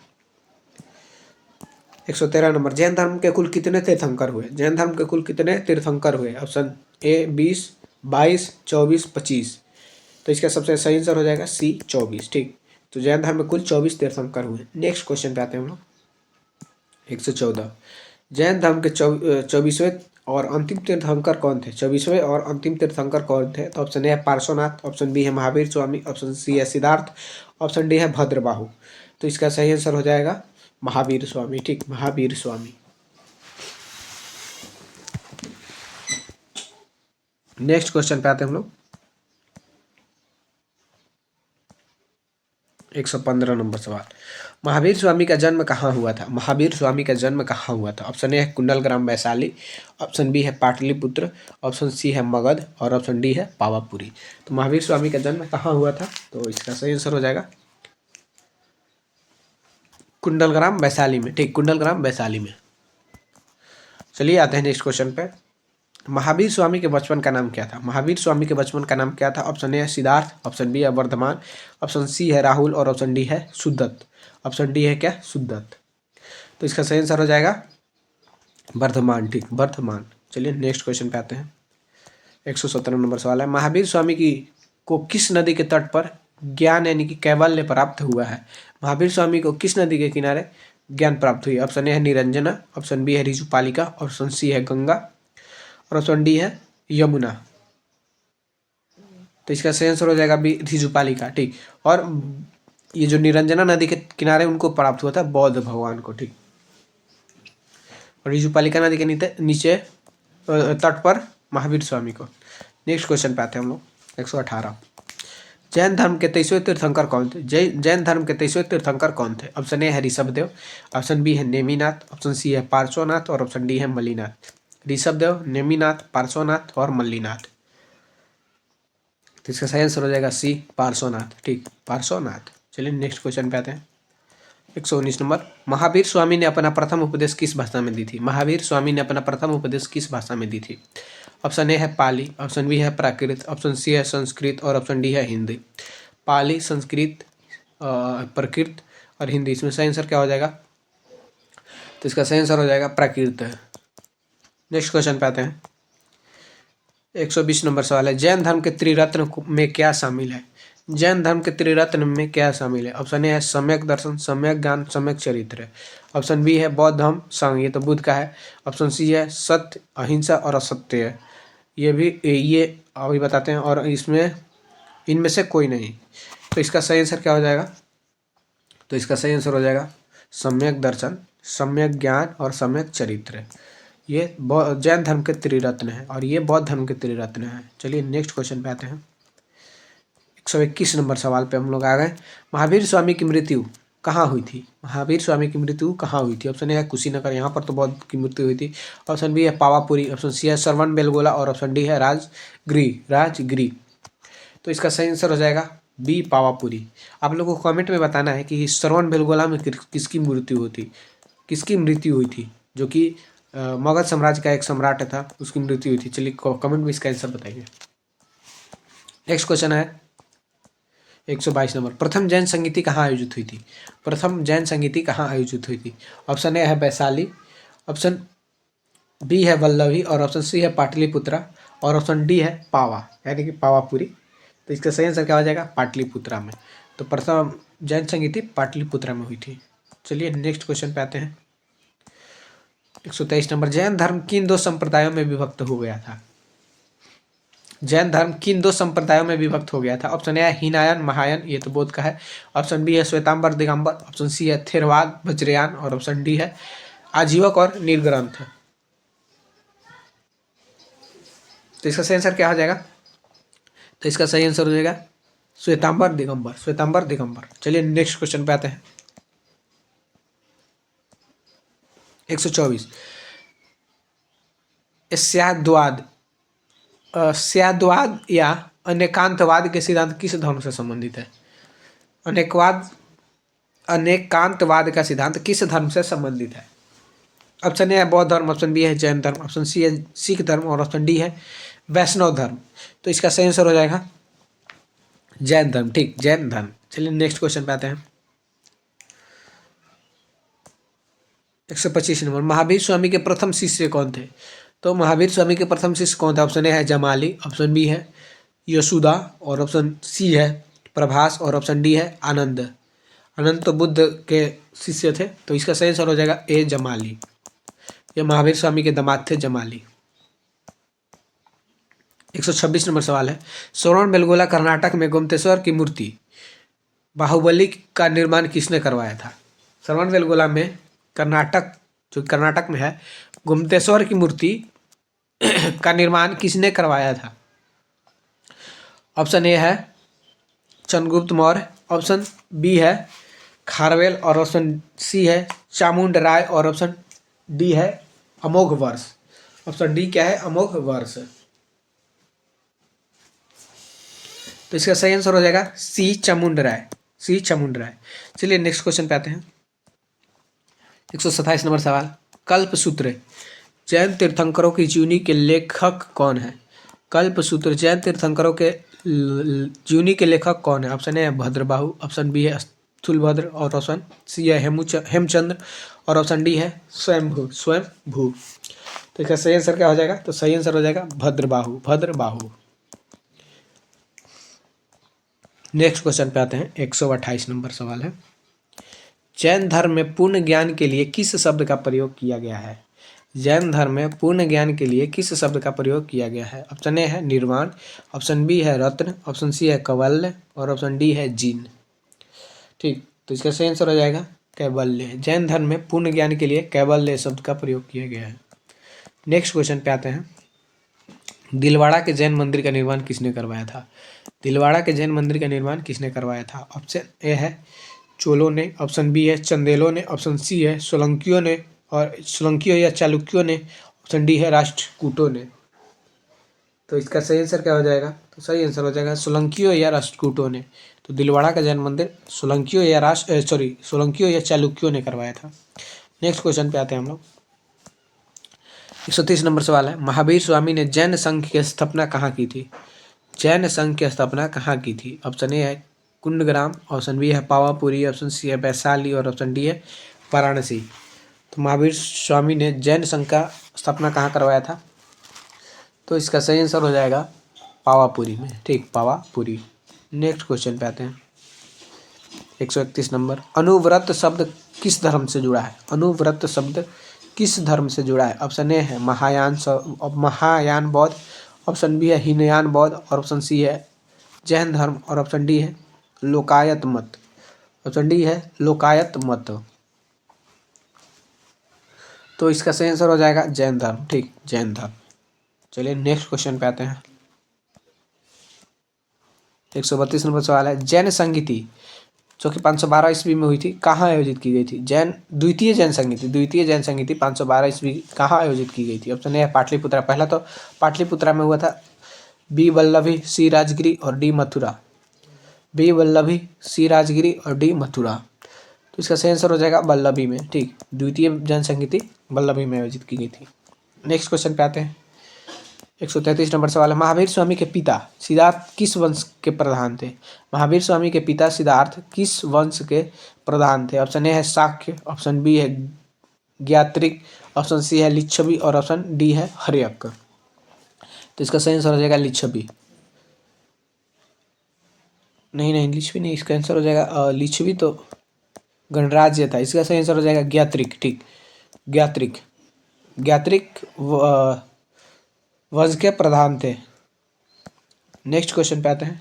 134 नंबर, दक्षिण भारत में जैन धर्म का प्रचार किसने किया था? दक्षिण भारत में जैन धर्म का प्रचार किसने किया था? ऑप्शन ए है भद्रबाहु, ऑप्शन बी है स्थूलभद्र और ऑप्शन सी है महावीर और ऑप्शन डी है अशोक। तो दक्षिण भारत में जैन धर्म का प्रचार किसने किया था? तो इसका सही आंसर हो जाएगा भद्रबाहु। ठीक, भद्रबाहु। नेक्स्ट क्वेश्चन है 135 नंबर सवाल, जैन धर्म ग्रंथों को क्या कहा जाता है? जैन धर्म के ग्रंथों को क्या कहा जाता है? ऑप्शन ए है त्रिपिटक, ऑप्शन बी है आगम, ऑप्शन सी है कल्प, ऑप्शन डी है सूत्र। तो इसका सही आंसर हो जाएगा आगम। जैन धर्म के ग्रंथों को आगम कहा जाता है। नेक्स्ट क्वेश्चन पे आते हैं। 136 नंबर सवाल है, प्रसिद्ध जैन विद्वान हेमचंद्र किसके दरबार में थे? प्रसिद्ध जैन विद्वान हेमचंद्र किसके दरबार में थे? ऑप्शन ए है अमोघ वर्ष, ऑप्शन बी है कुमारपाल और ऑप्शन सी है जय सी सिद्धराज और ऑप्शन डी है बी और सी दोनों। तो इसका सही आंसर हो जाएगा डी, बी और सी दोनों, यानी कि कुमारपाल और जय सिंह सिद्धराज ये जैन विद्वान हेमचंद के दरबार में रहते थे।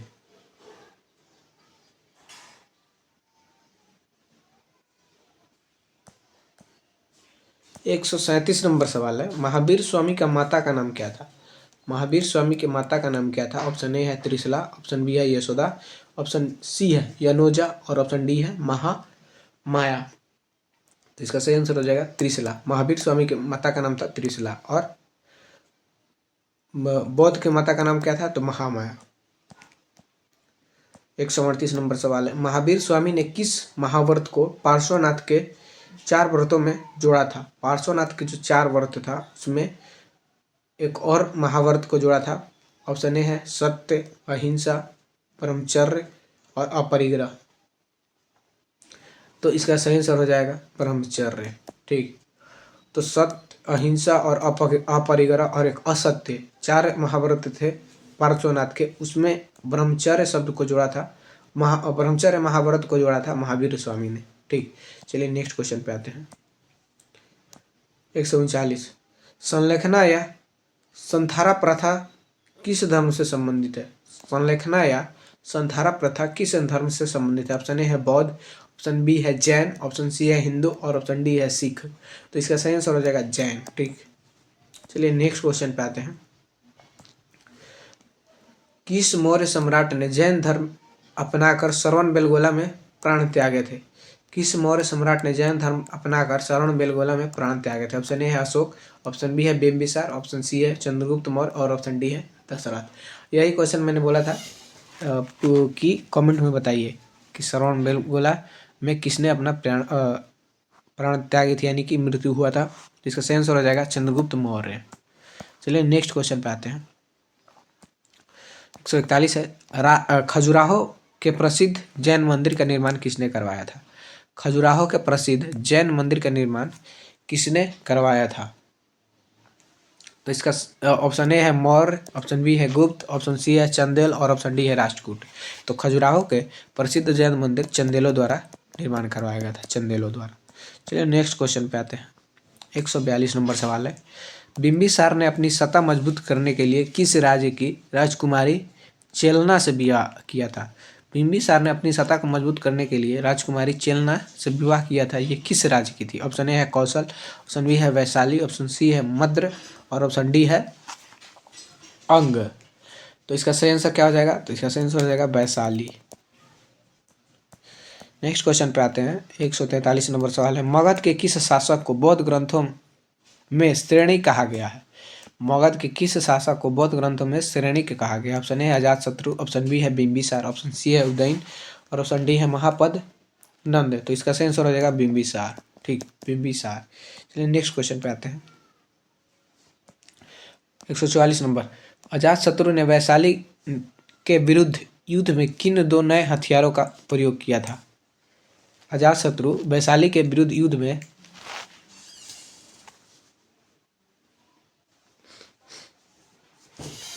किन दो नए हथियारों का उपयोग किया था? ऑप्शन ए है धनुष और बाण, ऑप्शन बी है रथ मुसल और महाशिलाकंटक, रथ मुसल और महाशिलाकंटक और ऑप्शन सी है तलवार और ढाल, ऑप्शन डी है चक्र और गदा। ऑप्शन डी क्या है? चक्र और गदा। तो इसका सही आंसर हो जाएगा बी, रथ मुसल और महाशिलाकंटक। चलिए नेक्स्ट क्वेश्चन पे आते हैं। 145 नंबर सवाल है, महात्मा बुद्ध के निर्वाण के समय मगध का शासक कौन था? महात्मा बुद्ध के निर्वाण के समय मगध का शासक कौन था? ऑप्शन ए है बिंबिसार, ऑप्शन बी है अजातशत्रु, ऑप्शन सी है उदयन और ऑप्शन डी है नागदशक। तो महात्मा बुद्ध के निर्वाण के समय मगध का शासक कौन था? तो इसका सही आंसर हो जाएगा अजातशत्रु। ठीक, अजातशत्रु। नेक्स्ट क्वेश्चन पे आते हैं। 146, हर्यक वंश के वह अंतिम शासक कौन था जिसे उसके मंत्रियों ने पदच्युत कर दिया था? हर्यक वंश के वह अंतिम शासक कौन था जिसे उसके मंत्रियों ने पदच्युत कर दिया था? ऑप्शन ए है अनिरुद्ध, ऑप्शन बी है मुंड, ऑप्शन सी है नागदशक और ऑप्शन डी है दर्शक। तो इसका सही आंसर हो जाएगा सी, नागदशक। नेक्स्ट क्वेश्चन पे आते हैं। बिंबिसार ने अपने राजवैद्य जीवक को किस राजा के इलाज के लिए अवंती भेजा था? बिंबिसार ने किस अपने राजवैद्य जीवक को किस राजा के इलाज के लिए अवंती भेजा था? ऑप्शन ए है प्रसेनजीत, ऑप्शन बी है चंडप्रद्योत, ऑप्शन सी है उदयन और ऑप्शन डी है अजातशत्रु। तो इसका सही आंसर हो जाएगा B, Chandpradyot, Chandpradyot. Next question है, पाटलिपुत्रा कुसुमपुर नगर की स्थापना और उसे राजधानी बनाने का श्रेय किसे जाता है? पाटलिपुत्र यानी पहले इसको कुसुमपुर कहा जाता था, नगर की स्थापना और उसे राजधानी बनाने का श्रेय किसे जाता है? ऑप्शन ए है अजातशत्रु, ऑप्शन बी है बिंबिसार, ऑप्शन सी है उदयन और ऑप्शन डी है शिशुनाग। तो इसका सही आंसर हो जाएगा उदयन, सी, उदयन। नेक्स्ट क्वेश्चन पे आते हैं। किस शासक के समय द्वितीय बौद्ध संगीति का आयोजन वैशाली में हुआ था? किस शासक के समय द्वितीय बौद्ध संगीति का आयोजन वैशाली में हुआ था? ऑप्शन ए है शिशुनाग, ऑप्शन बी है कालाशोक, ऑप्शन सी है महापदनंद और ऑप्शन डी है घनानंद। ऑप्शन डी है घनानंद। तो इसका सही आंसर क्या हो जाएगा? क्या बोल रहा है? द्वितीय बौद्ध संगीति। तो द्वितीय बौद्ध संगीति कौन हो जाएगा? तो ये कालाशोक। ठीक, कालाशोक। नेक्स्ट क्वेश्चन, द्वितीय परशुराम और सर्वछत्रात्मक की उपाधि किस मगध शासक ने धारण की थी? द्वितीय परशुराम और सर्वछत्रात्मक की उपाधि किस मगध शासक ने धारण की थी? Option A Ajatashatru, option B है महापदनंद, ऑप्शन सी है कलाशोक और ऑप्शन डी है घनानंद। तो इसका सही आंसर हो जाएगा महापदनंद। ठीक, महापदनंद। नेक्स्ट क्वेश्चन पे आते हैं। 151, हाथी गुफा अभिलेख के अनुसार किस मगध राजा ने कलिंग में एक नहर खुदवाई थी? हाथी गुफा अभिलेख में अनुसार किस राजा ने कलिंग में एक नहर खुदवाई थी? ऑप्शन ए है बिंबिसार, ऑप्शन बी है महापदनंद, ऑप्शन सी है अशोक और ऑप्शन डी है चंद्रगुप्त मौर्य। तो इसका सही आंसर हो जाएगा महापदनंद। हाथी गुफा अभिलेख के अनुसार मगध का राजा कलिंग में एक नहर खुदवाई थी महापदनंद ने। नेक्स्ट क्वेश्चन है, पुराणों में किसे एकराट और भार्गव यानी कि दूसरे परशुराम का अवतार कहा गया है? ऑप्शन ए है महापदनंद, ऑप्शन बी है बिंबिसार, ऑप्शन सी है कलाशोक और ऑप्शन डी है चंद्रगुप्त। तो इसका सही आंसर हो जाएगा महापद्मनंद। चलिए नेक्स्ट क्वेश्चन पे आते हैं। सिकंदर के आक्रमण के समय मगध पर किस वंश का शासन था? सिकंदर के आक्रमण के समय मगध पर किस वंश का शासन था? ऑप्शन ए है हर्यक, ऑप्शन बी है शिशुनाग, ऑप्शन सी है नंद और ऑप्शन डी है मौर्य। इसका आंसर हो जाएगा मौर्य। नेक्स्ट क्वेश्चन पे आते हैं। नंद वंश का अंतिम शासक कौन था जिसे चंद्रगुप्त मौर्य ने पराजित किया था? नंद वंश का अंतिम शासक कौन था? ऑप्शन ए है महापद्मनंद, ऑप्शन बी है घनानंद, ऑप्शन सी है पांडुक और ऑप्शन डी है राष्ट्रपाल। तो इसका सही आंसर हो जाएगा घनानंद। नंद वंश के संस्थापक महापद्मनंद था और इसका अंतिम शासक घनानंद था, जिसको पराजित करके चंद्रगुप्त मौर्य ने मौर्य वंश की स्थापना की थी। नेक्स्ट क्वेश्चन पे आते हैं। मगध की सबसे प्राचीन राजधानी ग्रीवराज, जिसे राजगीर कहा जाता है, कितनी पहाड़ियों से घिरी हुई थी? कितनी पहाड़ियों से घिरी हुई थी ग्रीवराज? कितनी पहाड़ी से घिरी हुई थी? ऑप्शन ए है 3, 5, 7, 4। 3, 5, 7, 4। तो इसका सही आंसर हो जाएगा 5।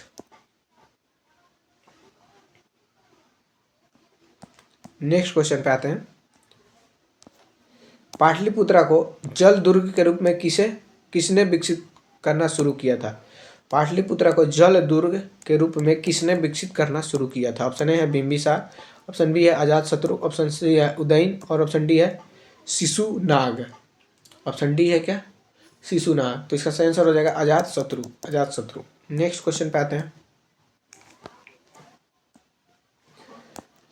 प्राचीन काल में मगध क्षेत्र मुख्य रूप से किन दो नदियों के संगम पर स्थित है? प्राचीन काल में मगध क्षेत्र मुख्य रूप से किन दो नदियों के संगम पर स्थित है? ऑप्शन ए है गंगा और यमुना, ऑप्शन बी है गंगा और सोन, ऑप्शन सी है सोन और चंबल और ऑप्शन डी है नर्मदा और ताप्ती। तो इसका सही आंसर हो जाएगा गंगा और सोन। ठीक, तो मगध जो क्षेत्र था ये गंगा और सोन के संगम पर स्थित है। ठीक, चलिए नेक्स्ट क्वेश्चन पे आते हैं। किस ग्रंथ में पहली बार मगध का उल्लेख एक त्रिस्कृत क्षेत्र के रूप में मिलता है? किस ग्रंथ में पहली बार मगध का उल्लेख एक त्रिस्कृत क्षेत्र के रूप में मिलता है? ऑप्शन ए है ऋग्वेद, ऑप्शन बी है अथर्ववेद, ऑप्शन सी है शतपथ ब्राह्मण और ऑप्शन डी है मत्स्य पुराण। तो इसका सही आंसर क्या हो जाएगा? तो इसका सही आंसर हो जाएगा अथर्ववेद में। Next question. मगध के उत्कर्ष के पीछे लौह अयस्क की उपलब्धता का मुख्य केंद्र क्या था? जो मगध के उत्कर्ष के पीछे लौह अयस्क का उपलब्धता का मुख्य केंद्र क्या था? ऑप्शन ए है राजगिरी, ऑप्शन बी है पाटलिपुत्र, ऑप्शन बी है सी है वर्तमान में झारखंड जो कि सी भूमि और ऑप्शन डी है वैशाली। तो मगध के उत्कर्ष के समय जो लौह अयस्क के खदान थे उसकी उपलब्धता कहाँ थी? तो इसका सही आंसर हो जाएगा सी भूमि, झारखंड में जो पड़ता है। 161 किस मौर्य शासक को यूनानी लेखक द्वारा अमित्रघात यानी कि शत्रुओं का विनाशक कहा गया है? अमित्रघात यानी कि शत्रुओं का विनाशक कहा गया है। ऑप्शन ए है चंद्रगुप्त मौर्य, ऑप्शन बी है बिंदुसार, ऑप्शन सी है अशोक और ऑप्शन डी है दशरथ। तो इसका सही आंसर हो जाएगा बिंदुसार। अमित्रघात किसे कहा जाता था? तो बिंदुसार को। Next question. अशोक के किस शिलालेख में कलिंग युद्ध के नरसंहार का वर्णन मिलता है? अशोक के किस शिलालेख में कलिंग युद्ध के नरसंहार का वर्णन मिलता है? ऑप्शन ए है 10वें, ऑप्शन बी है 11वें, ऑप्शन सी है 12वें और ऑप्शन डी है 13वें। तो इसका सही आंसर हो जाएगा 13वें। तो कलिंग युद्ध का वर्णन किस में मिलता है? 13वें शिलालेख में। नेक्स्ट क्वेश्चन पे आते हैं। कौटिल्य जिसे चाणक्य भी कहा जाता था कि अर्थशास्त्र के अनुसार मगध का प्रशासन कितने भागों या तीर्थों में विभाजित था? जो कौटिल्य का बुक अर्थशास्त्र है इसमें मगध साम्राज्य के प्रशासन व्यवस्था का वर्णन है। ठीक, तो ये कितने विभागों में तीर्थों को विभाजित किया था? ऑप्शन ए है 12, ऑप्शन बी है 15, ऑप्शन सी है 18 और ऑप्शन डी है 20। तो इसका सही आंसर हो जाएगा 18। नेक्स्ट क्वेश्चन पे आते हैं। मौर्य प्रशासन में राजुक का मुख्य कार्य क्या था? मौर्य प्रशासन में राजुक का मुख्य कार्य क्या था? ऑप्शन ए है सैन्य नेतृत्व, ऑप्शन बी है न्यायिक और राजस्व कार्य, ऑप्शन सी है धार्मिक प्रचार और ऑप्शन डी है गुप्तचरी। ऑप्शन डी है गुप्तचरी। ऑप्शन डी है क्या, तो गुप्तचरी। तो इसका सही आंसर हो जाएगा न्यायिक और राजस्व कार्य। न्यायिक और राजस्व कार्य, राजू का कार्य था, तो न्यायिक और राजस्व कार्य। 165 प्रथम भारतीय साम्राज्य स्थापित करने का श्रेय किसे दिया जाता है? प्रथम भारतीय साम्राज्य स्थापित करने का श्रेय किसे दिया जाता है? ऑप्शन ए है बिंबिसार, ऑप्शन बी है महापद्मनंद, ऑप्शन सी है चंद्रगुप्त मौर्य और ऑप्शन डी है अशोक। ऑप्शन डी क्या है, तो अशोक है। तो इसका सही आंसर हो जाएगा चंद्रगुप्त मौर्य। चंद्रगुप्त मौर्य प्रथम भारतीय साम्राज्य बोल रहा है, तो चंद्रगुप्त मौर्य हो जाएगा। नेक्स्ट क्वेश्चन 166 मेगास्थनीज के अनुसार पाटलिपुत्र नगर का प्रशासन कितनी समितियों द्वारा चलाया जाता था?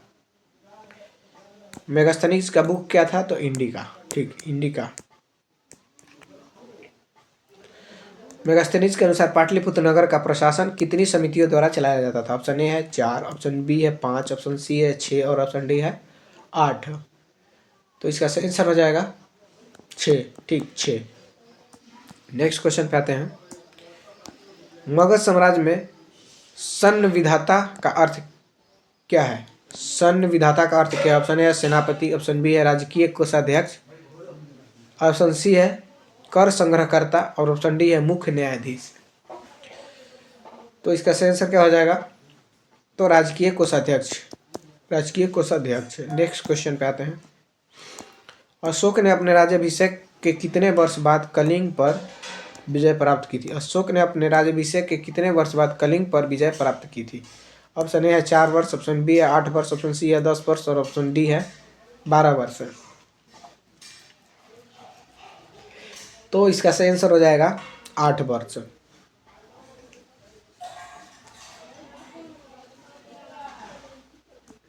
नेक्स्ट क्वेश्चन पे आते हैं। किस अभिलेख में चंद्रगुप्त मौर्य और अशोक दोनों के नाम का उल्लेख साथ में मिलता है? किस अभिलेख में चंद्रगुप्त मौर्य और अशोक दोनों का नाम का उल्लेख मिलता है? ऑप्शन ए है जूनागढ़ अभिलेख, जो कि रुद्रदामन द्वारा लिखवाया गया था, मास्की अभिलेख, शहबाजगढ़ी अभिलेख या कलसी अभिलेख।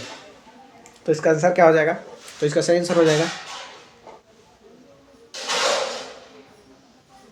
जूनागढ़ अभिलेख। ठीक, जूनागढ़ अभिलेख में। नेक्स्ट क्वेश्चन है 170 नंबर सवाल। नंद वंश के दौरान पणिनि, जो कि व्याकरणविद था, पणिनि व्याकरणविद था, किसके मित्र या समकालीन माने जाते हैं? पणिनि, जिसके जो बुक का नाम है अष्टाध्यायी। ठीक, उसमें व्याकरण का उल्लेख है। ठीक, अष्टाध्यायी में। तो इसका ऑप्शन ए है महाजनपद और ऑप्शन बी है बिंबिसार और ऑप्शन सी है कलाशोक और ऑप्शन डी है चंद्रगुप्त। तो इसका सही आंसर हो जाएगा महापद्मनंद। ठीक, ये पणिनि महापद्मनंद के समकालीन थे। नेक्स्ट क्वेश्चन है। अंग महाजनपद को मगध में मिलाने वाला प्रथम राजा कौन था? ऑप्शन ए है अजातशत्रु, ऑप्शन बी है बिंबिसार, ऑप्शन सी है महापद्मनंद और ऑप्शन डी है शिशुनाग। ऑप्शन डी क्या है, तो शिशुनाग। तो इसका सही आंसर हो जाएगा बिंबिसार। ठीक, बिंबिसार। नेक्स्ट क्वेश्चन पे आते हैं। मौर्य वंश का अंतिम सम्राट कौन था जिसकी हत्या पुष्यमित्र शुंग ने की थी? मौर्य वंश का अंतिम सम्राट कौन था जिसकी हत्या पुष्यमित्र शुंग ने की थी? ऑप्शन ए है देववर्मन, ऑप्शन बी है सत्यधनुष और ऑप्शन सी है बृहद्रथ और ऑप्शन डी है संप्रति। तो इसका सही आंसर हो जाएगा बृहद्रथ। ठीक, इसका सही आंसर हो जाएगा बृहद्रथ। Next question 173। कर्ण वंश का संस्थापक कौन था जिसने शुंग वंश के अंतिम शासक देवभूति की हत्या की थी? कर्ण वंश का संस्थापक कौन था जिसने शुंग वंश के अंतिम शासक देवभूति की हत्या की थी? ऑप्शन ए है सुशर्मन, ऑप्शन बी है वासुदेव, ऑप्शन सी है भूमिमित्र और ऑप्शन डी है नारायण। ऑप्शन डी है नारायण। तो इसका सही आंसर हो जाएगा सी भूमिमित्र। क्या है क्वेश्चन? कर्ण वंश के संस्थापक पूछ रहे तो हम भूमिमित्र बता रहे हैं। वासुदेव हो जाएगा, वासुदेव। कर्ण वंश के संस्थापक कौन थे? वासुदेव थे। नेक्स्ट क्वेश्चन है 174 नंबर। सतवाहन वंश की स्थापना किसके द्वारा की गई थी? सतवाहन वंश की स्थापना किसके द्वारा की गई थी? ऑप्शन ए है सतकर्णी, ऑप्शन बी है सिमुक, ऑप्शन सी है हाल और ऑप्शन डी है गौतमी पुत्र सतकर्णी। तो बताइए सतकर्णी, सिमुक, हाल और गौतमी पुत्र सतकर्णी में क्या होगा? तो इसका सही आंसर हो जाएगा बी सिमुक। सतवाहन वंश की स्थापना सिमुक ने किया था। अब आते हैं 175। किस सतवाहन राजा ने दक्षिण का स्वामी की उपाधि धारण की थी? दक्षिण का स्वामी किसे कहा जाता था? ऑप्शन ए है सिमुक, ऑप्शन बी है दक्ष। दक्षिण स्वामी मतलब कि इसका जो उपाधि था दक्ष था। सिमुक गौतमी पुत्र सतकर्णी, वशिष्ठ पुत्र पुलुमावी और यज्ञश्री सतकर्णी। तो इसका सही आंसर होगा क्या? तो गौतमी पुत्र सतकर्णी से दक्ष की उपाधि थी, यानी कि दक्षिण का स्वामी इसे कहा जाता था। नेक्स्ट क्वेश्चन है गथा सप्तशती नामक प्रकृत मुक्तक काव्य की रचना किस सतवाहन शासक ने की थी? ऑप्शन ए है सिमुक, ऑप्शन बी है हाल और ऑप्शन डी है कन्हा और ऑप्शन डी है सतकर्णी। तो इसका सही आंसर क्या होगा? तो हाल। सही आंसर हो जाएगा हाल। नेक्स्ट क्वेश्चन है 177। सतवाहन काल में गोलिका और हालिका शब्द किसके लिए प्रयुक्त होते थे? सतवाहन काल में गोलिका और हालिका किसके लिए प्रयुक्त होते थे? ऑप्शन ए है सैनिक, ऑप्शन बी है ग्राम प्रशासक और ऑप्शन सी है कृषक और ऑप्शन डी है व्यापारी। तो गोलिका और हालिका किसके लिए प्रयोग किए जाते थे? तो इसका सही आंसर होगा कृषक। नेक्स्ट क्वेश्चन पे आते हैं हम लोग 178। सतवाहनों ने मुख्य रूप से किन धातुओं के सिक्के जारी किए थे? सतवाहनों ने मुख्य रूप से किन धातुओं के सिक्के जारी किए थे? ऑप्शन ए है सोना और चांदी, ऑप्शन बी है सीसा और पोटीन, ऑप्शन सी है केवल तांबा और ऑप्शन डी है लोहा और कांसा। तो इसका सही आंसर हो जाएगा सीसा और पोटीन। ठीक, सीसा और पोटीन। Next question 179। सतवाहन काल में कटक और स्कंधवार क्या थे? सतवाहन काल में कटक और स्कंधवार क्या थे? ऑप्शन ए है व्यापारिक बंदरगाह, ऑप्शन बी है सैन्य शिविर, ऑप्शन सी है धार्मिक ग्रंथ और ऑप्शन डी है मुद्रा के प्रकार। ठीक, तो इसका सही आंसर क्या होगा? तो इसका सही आंसर हो जाएगा सैन्य शिविर। कटक और स्कंधवार क्या थे? तो सैन्य शिविर। नेक्स्ट क्वेश्चन पे आते हैं। किस सतवाहन शासक के सिक्कों पर जहाज का चित्र अंकित मिलता है? किस सतवाहन शासक के सिक्कों पर जहाज का चित्र अंकित मिलता है? ऑप्शन ए है सिमुक, ऑप्शन बी है गौतमी पुत्र सतकर्णी, ऑप्शन सी है यज्ञश्री सतकर्णी और ऑप्शन डी है पुलुमावी 5। तो इसका सही आंसर हो जाएगा यज्ञश्री सतकर्णी। नेक्स्ट क्वेश्चन पे आते हैं हम लोग। सतवाहनों की राजकीय भाषा क्या थी? सतवाहनों की राजकीय भाषा क्या थी?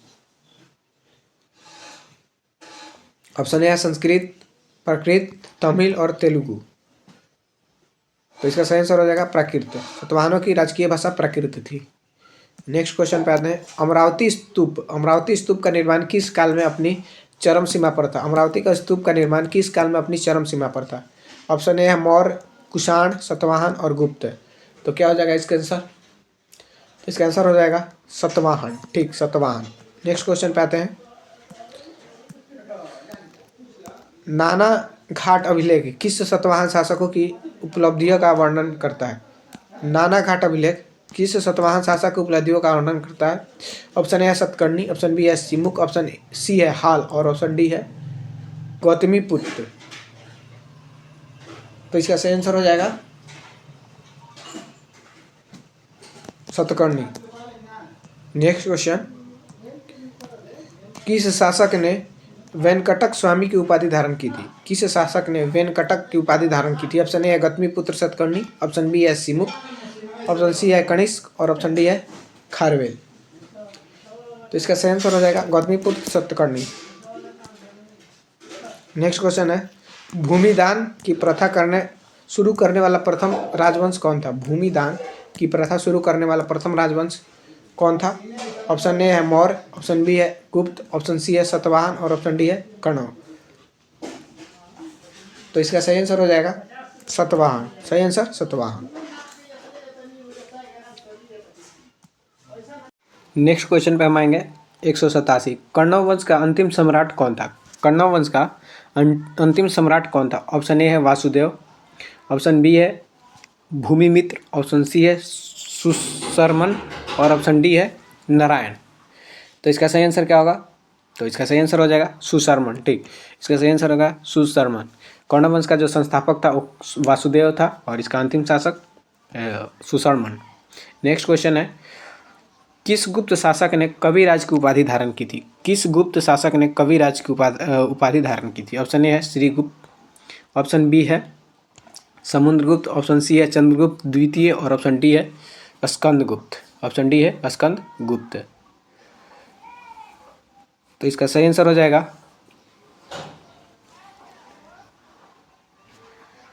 समुद्रगुप्त।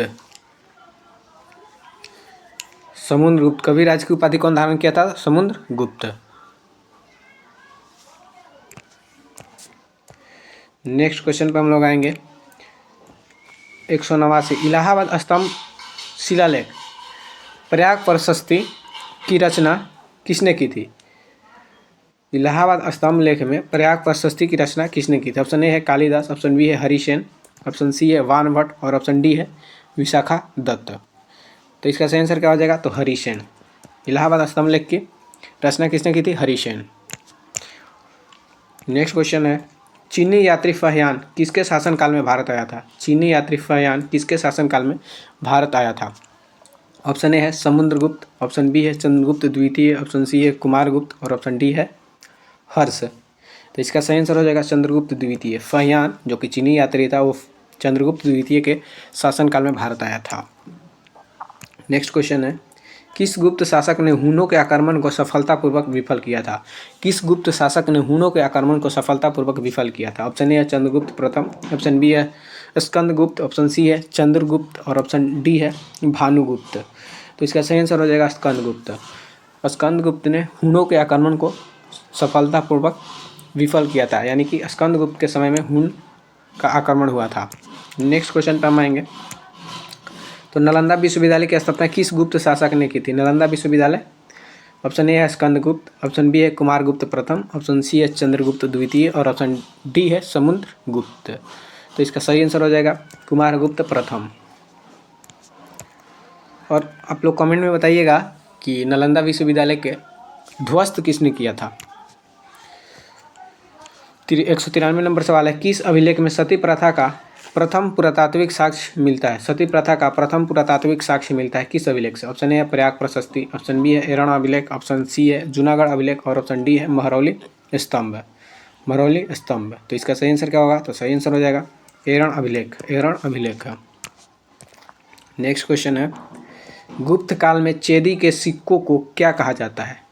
गुप्त काल में चेदी हम बोल रहे हैं चांदी, चांदी के सिक्कों को क्या कहा जाता है? ऑप्शन ए है दिनार, ऑप्शन बी है रूपक, ऑप्शन सी है करसापण और ऑप्शन डी है पण।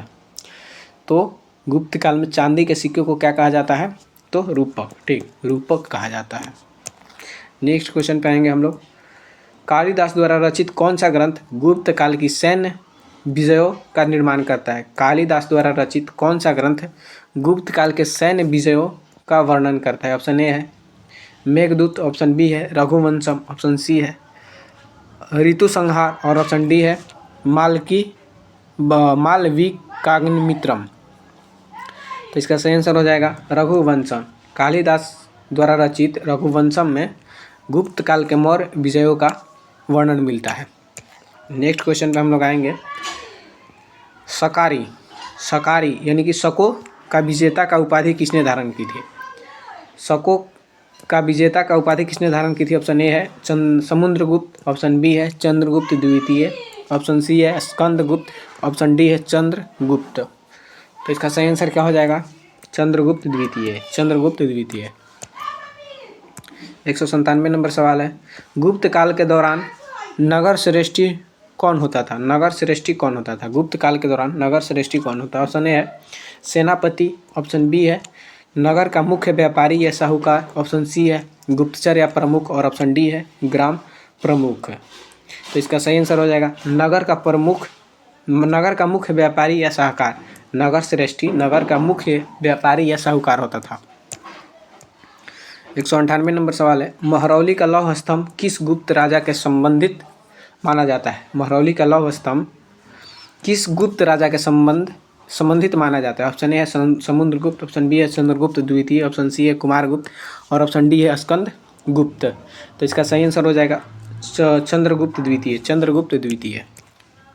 नेक्स्ट क्वेश्चन है, गुप्त साम्राज्य का अंतिम आधिकारिक शासक कौन था? गुप्त साम्राज्य का अंतिम आधिकारिक शासक कौन था? ऑप्शन ए है विष्णुगुप्त, ऑप्शन बी है भानुगुप्त, ऑप्शन सी है बुद्धगुप्त और ऑप्शन डी है नरसिंह गुप्त। तो इसका सही आंसर क्या हो जाएगा? तो इसका सही आंसर होगा विष्णुगुप्त। गुप्त साम्राज्य का अंतिम शासक कौन था? तो विष्णुगुप्त। 200 पंचतंत्र की रचना किस काल में हुई थी? पंचतंत्र की रचना किस काल में हुई थी? तो हम लोग का 200 क्वेश्चन कंप्लीट होते हैं। ठीक, ऑप्शन ए है मौर्य काल, ऑप्शन बी है कुषाण काल, ऑप्शन सी है गुप्त काल और ऑप्शन डी है मुगल काल। तो इसका सही आंसर हो जाएगा गुप्त काल। पंचतंत्र की रचना हुई थी जो कि विष्णु शर्मा द्वारा ये रचना किया गया था। पंचतंत्र की गुप्त काल में हुआ था।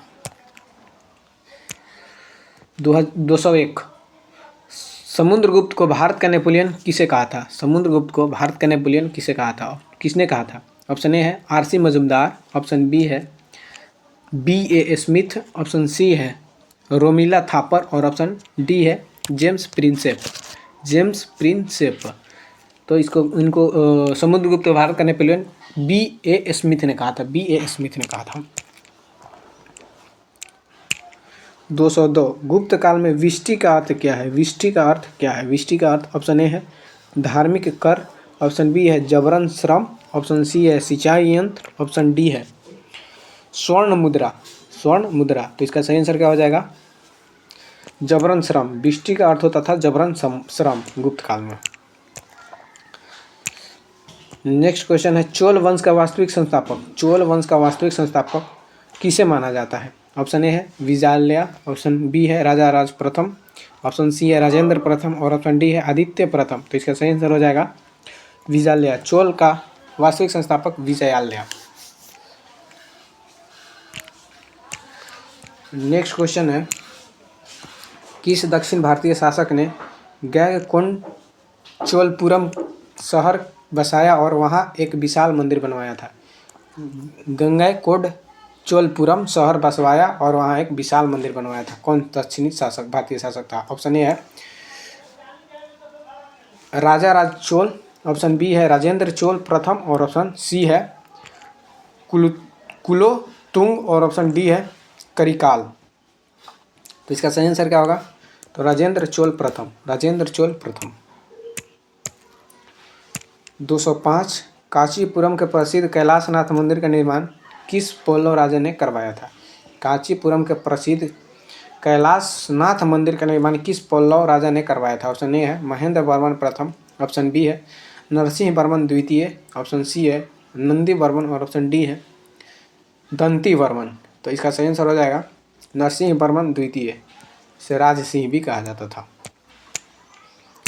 206 चालुक्य के शासक पुलकेशिन द्वितीय ने किस उत्तर भारतीय राजा को नर्मदा नदी के तट पर हराया था? चालुक्य पुलकेशिन द्वितीय ने किस उत्तर भारतीय राजा को नर्मदा नदी के तट पर हराया था? ऑप्शन ए है प्रभाकर वर्धन, ऑप्शन बी है हर्षवर्धन, ऑप्शन सी है शशांक और ऑप्शन डी है यशोवर्मन। प्रभाकर वर्धन, हर्षवर्धन, शशांक और यशोवर्मन। तो इसका सही आंसर हो जाएगा हर्षवर्धन। 207 चोल प्रशासन की सबसे अनूठी विशेषता क्या थी? विशेषता क्या थी? ऑप्शन ए है केंद्रीकृत शासन, ऑप्शन बी है स्वायत्त ग्रामीण स्वशासन, ऑप्शन सी है शक्तिशाली घुड़सवार सेना और ऑप्शन डी है धार्मिक सहिष्णुता। तो इसका सही आंसर हो जाएगा स्वायत्त ग्रामीण स्वशासन प्रणाली, यानी कि हर गांव में अपना अलग अलग प्रशासन व्यवस्था थी। 208 महाबलीपुरम के रथ मंदिरों का निर्माण, महाबलीपुरम के रथ मंदिरों का निर्माण किसने करवाया था? ऑप्शन ए है चोल, ऑप्शन बी है पल्लव, ऑप्शन सी है पांड्य और ऑप्शन डी है चेर। तो महाबलीपुरम के रथ मंदिर का निर्माण किसने करवाया था? तो इसका सही आंसर हो जाएगा पल्लव। पल्लवों ने महाबलीपुरम के रथ मंदिर का निर्माण करवाया था। नेक्स्ट क्वेश्चन है, बदामी या बतापी के चालुक्य का संस्थापक कौन था? बदामी या बतापी के चालुक्य के संस्थापक कौन था? ऑप्शन ए है पुलकेशिन प्रथम, ऑप्शन बी है कीर्तिवर्मन, ऑप्शन सी है विक्रमादित्य और ऑप्शन डी है जय सिंह। तो इसका सही आंसर हो जाएगा जय सिंह। बदामी या बतापी के चालुक्य का संस्थापक जय सिंह। 210 उत्तर मेरूर अभिलेख किस चोल शासक के समय का है जो ग्राम सभाओं की जानकारी देता है? राजाराज प्रथम, परांतक प्रथम, राजेंद्र प्रथम, विजयालय। तो इसका सही आंसर क्या होगा? तो इसका सही आंसर हो जाएगा प्रांतक। 211 पल्लवों की राजधानी कहाँ थी? पल्लवों की राजधानी कहाँ थी? ऑप्शन ए है तंजौर, ऑप्शन ए है मदुरै, ऑप्शन बी है तंजौर, ऑप्शन सी है कांचीपुरम और ऑप्शन डी है वतापी। तो पल्लवों की राजधानी थी कांचीपुरम। 212 मदुरै में मीनाक्षी मंदिर का निर्माण मुख्य रूप से किस राजवंश के संरक्षण में हुआ था? मीनाक्षी मंदिर का निर्माण किस राजवंश के संरक्षण में हुआ था? ऑप्शन ए है चोल, ऑप्शन बी है पांड्य और ऑप्शन सी है चालुक्य और ऑप्शन डी है होयसल। तो इसका सही आंसर हो जाएगा पांड्य। 213 मत्त विलास प्रहसन नामक प्रसिद्ध नाटक की रचना किसने की थी? मत्त विलास प्रहसन नामक प्रसिद्ध नाटक की रचना किसने की थी? ऑप्शन ए है कालिदास, ऑप्शन बी है महेंद्र वर्मन, ऑप्शन सी है पुलकेशिन द्वितीय और ऑप्शन डी है दंडी। तो इसका सही आंसर क्या हो जाएगा? तो सही आंसर हो जाएगा महेंद्र वर्मन प्रथम। 214 एलोरा के प्रसिद्ध कैलाश मंदिर चट्टान काटकर बनवाया गया का निर्माण किस राष्ट्रकूट शासक ने करवाया था? कैलाश मंदिर का निर्माण किसने करवाया था जो कि एक ही चट्टान को काटकर बनवाया गया था? दंतीदुर्ग, कृष्ण प्रथम, अमोघवर्ष और ध्रुव, इनमें से कौन सा होगा? तो इसका सही आंसर हो जाएगा कृष्ण प्रथम। एलोरा का कैलाश मंदिर कृष्ण प्रथम। 215 तंजौर का राजा राजेश्वर या बृहदेश्वर मंदिर किस देवता को समर्पित है? तंजौर का राजा राजेश्वर मंदिर किस देवता को समर्पित है? तो ऑप्शन ए है विष्णु, ऑप्शन बी है शिव, ऑप्शन सी है ब्रह्मा और ऑप्शन डी है कार्तिकेय। इसको राजा राज प्रथम ने बनवाया था। तो ये किसको समर्पित है? तो इसका सही आंसर हो जाएगा शिव। ठीक, राजा राजेश्वर मंदिर शिव को समर्पित है। 216 चालुक्य वंश की राजधानी वतापी का विनाश किस पल्लव शासक ने किया था? चालुक्य वंश की राजधानी बतापी का विनाश किस पल्लव शासक ने किया था? ऑप्शन ए है महेंद्र वर्मन प्रथम, ऑप्शन बी है नरसिंह वर्मन प्रथम, ऑप्शन सी है नंदी वर्मन और ऑप्शन डी है अपराजित। तो इसका सही आंसर हो जाएगा नरसिंह वर्मन प्रथम। 217 चोल काल में बेल्लन वगाई भूमि का अर्थ क्या है? बेल्लन वगाई भूमि का अर्थ क्या है? चोल काल के जो बेल्लन वगाई भूमि का अर्थ क्या था? ऑप्शन ए है ब्राह्मणों को उपहार में दिया गया भूमि, या गैर ब्राह्मण किसान स्व भूमियों की भूमि, जैन संस्थानों का दान और स्कूल के रख रखाव के लिए। तो ये किस प्रकार का भूमि था? तो ये था गैर ब्राह्मण किसान के स्वामियों की भूमि। ठीक, जो कि गैर ब्राह्मण के जो भूमि था उनको क्या कहा जाता था? बेलन वगाई भूमि। 218 किस दक्षिण भारतीय राज्य ने एक शक्तिशाली नौसेना विकसित की थी? किस दक्षिण भारतीय राज्य ने एक शक्तिशाली नौसेना विकसित की थी? ऑप्शन ए है चालुक्य, ऑप्शन बी है चोल, ऑप्शन सी है पांड्य और ऑप्शन डी है चेर। तो इसका सही आंसर हो जाएगा चोल। दक्षिण भारत के सबसे शक्तिशाली नौसेना विकसित कौन किया था? तो चोल राज्य ने। 219 अहोल प्रशस्ति के रचयिता रवि कीर्ति किसके दरबारी कवि थे? अहोल प्रशस्ति के रचयिता रवि कीर्ति किसके दरबारी कवि थे? ऑप्शन ए है राजा राज प्रथम, ऑप्शन बी है पुलकेशिन द्वितीय, ऑप्शन सी है हर्षवर्धन और ऑप्शन डी है विक्रमादित्य द्वितीय। तो इसका सही आंसर हो जाएगा पुलकेशिन द्वितीय। पल्लव काल के दौरान घटिका क्या था? पल्लव काल के दौरान घटिका क्या था? ऑप्शन ए है धार्मिक स्थल, ऑप्शन बी है उच्च शिक्षा के केंद्र व कॉलेज, ऑप्शन सी है कर संग्रह केंद्र और ऑप्शन डी है बंदरगाह। तो इसका सही आंसर क्या हो जाएगा? उच्च शिक्षा के केंद्र या कॉलेज। पल्लव काल में घटिका का क्या था? तो ये उच्च शिक्षा के केंद्र या कॉलेज। 221 चोल काल में मणिग्रामम और नानदेशी क्या थे? चोल काल में मणिग्रामम और नानदेशी क्या थे? ऑप्शन ए है प्रशासनिक इकाइयाँ, ऑप्शन बी है व्यापारिक संघ और ऑप्शन सी है कृषि उपकरण और ऑप्शन डी है सोने के सिक्के। ऑप्शन डी क्या है? सोने के सिक्के। तो इसका सही आंसर हो जाएगा व्यापारिक संघ। चोल काल में मणिग्रामम और नानदेशी व्यापारिक संघ थे। ठीक, व्यापारिक संघ। 222 विक्रमांक देवचरित के लेखक बिल्हण किसके दरबारी कवि थे? विक्रमादेव चरित के लेखक बिल्हण किसके दरबारी कवि थे? ऑप्शन ए है विक्रमादित्य 6 और पुलकेशिन द्वितीय या राजा राज चोल या अमोघ वर्ष। तो इसका सही आंसर हो जाएगा विक्रमादित्य 6 कल्याणी के चालुक्य। तो हम लोगों का यहीं पे प्रश्नों का सिलसिला खत्म होता है। ठीक, तो अगर आप लोगों को वीडियो पसंद आई तो पहले वीडियो का लाइक कर दें। अभी तक आप लाइक नहीं किए तो वीडियो को लाइक करिए पहले, उसके बाद चैनल को सब्सक्राइब करिए। और एक बात, ये जो वीडियो है क्वेश्चन प्रैक्टिस के लिए है। तो मैं सभी सब्जेक्ट का मैं वीडियो ऐसा ऑब्जेक्टिव MCQ लाऊंगा। जैसे कि मैंने प्राचीन इतिहास से शुरू कर दिया, उसके बाद आधुनिक का आएगा, उसके बाद मध्यकालीन का, फिर आधुनिक का, भूगोल, इतिहास, जो भी जितना भी है, जो साइंस, पॉलिटिक्स, सारे का मैं ऐसे ही करवाऊंगा। तो सबसे पहले आप लोगों को क्या करना है कि जो मैं प्रैक्टिस सेट करवा रहा हूँ, ठीक, 20 प्रश्न के जो कि मिक्स हैं, सभी सब्जेक्ट के प्रश्न उसमें रह रहे हैं, उससे संबंधित जो एक्सप्लेनेशन है ना वो सबसे महत्वपूर्ण है, जिससे कि आप लोगों को सारी चीज़ें रिवीजन हो जाएगी। तो आप लोग को उसको देखना है, जो कि वीडियो में चैनल में प्लेलिस्ट बनाया गया है। ठीक, तो आप लोग जाइए, चैनल में विजिट करिए और लिखा होगा SSC GD MTS का प्रैक्टिस सेट, उसको पूरा करिए। आप लोग को काफ़ी उससे बेनिफिट होगा। उसके बाद आप लोग क्वेश्चन प्रैक्टिस करिए, इसका भी मैं प्लेलिस्ट बना दूंगा। ठीक, तो चलिए मिलते हैं नेक्स्ट वीडियो में। तब तक के लिए अपना ध्यान रखिए और पढ़ाई अच्छे से करते रहिए।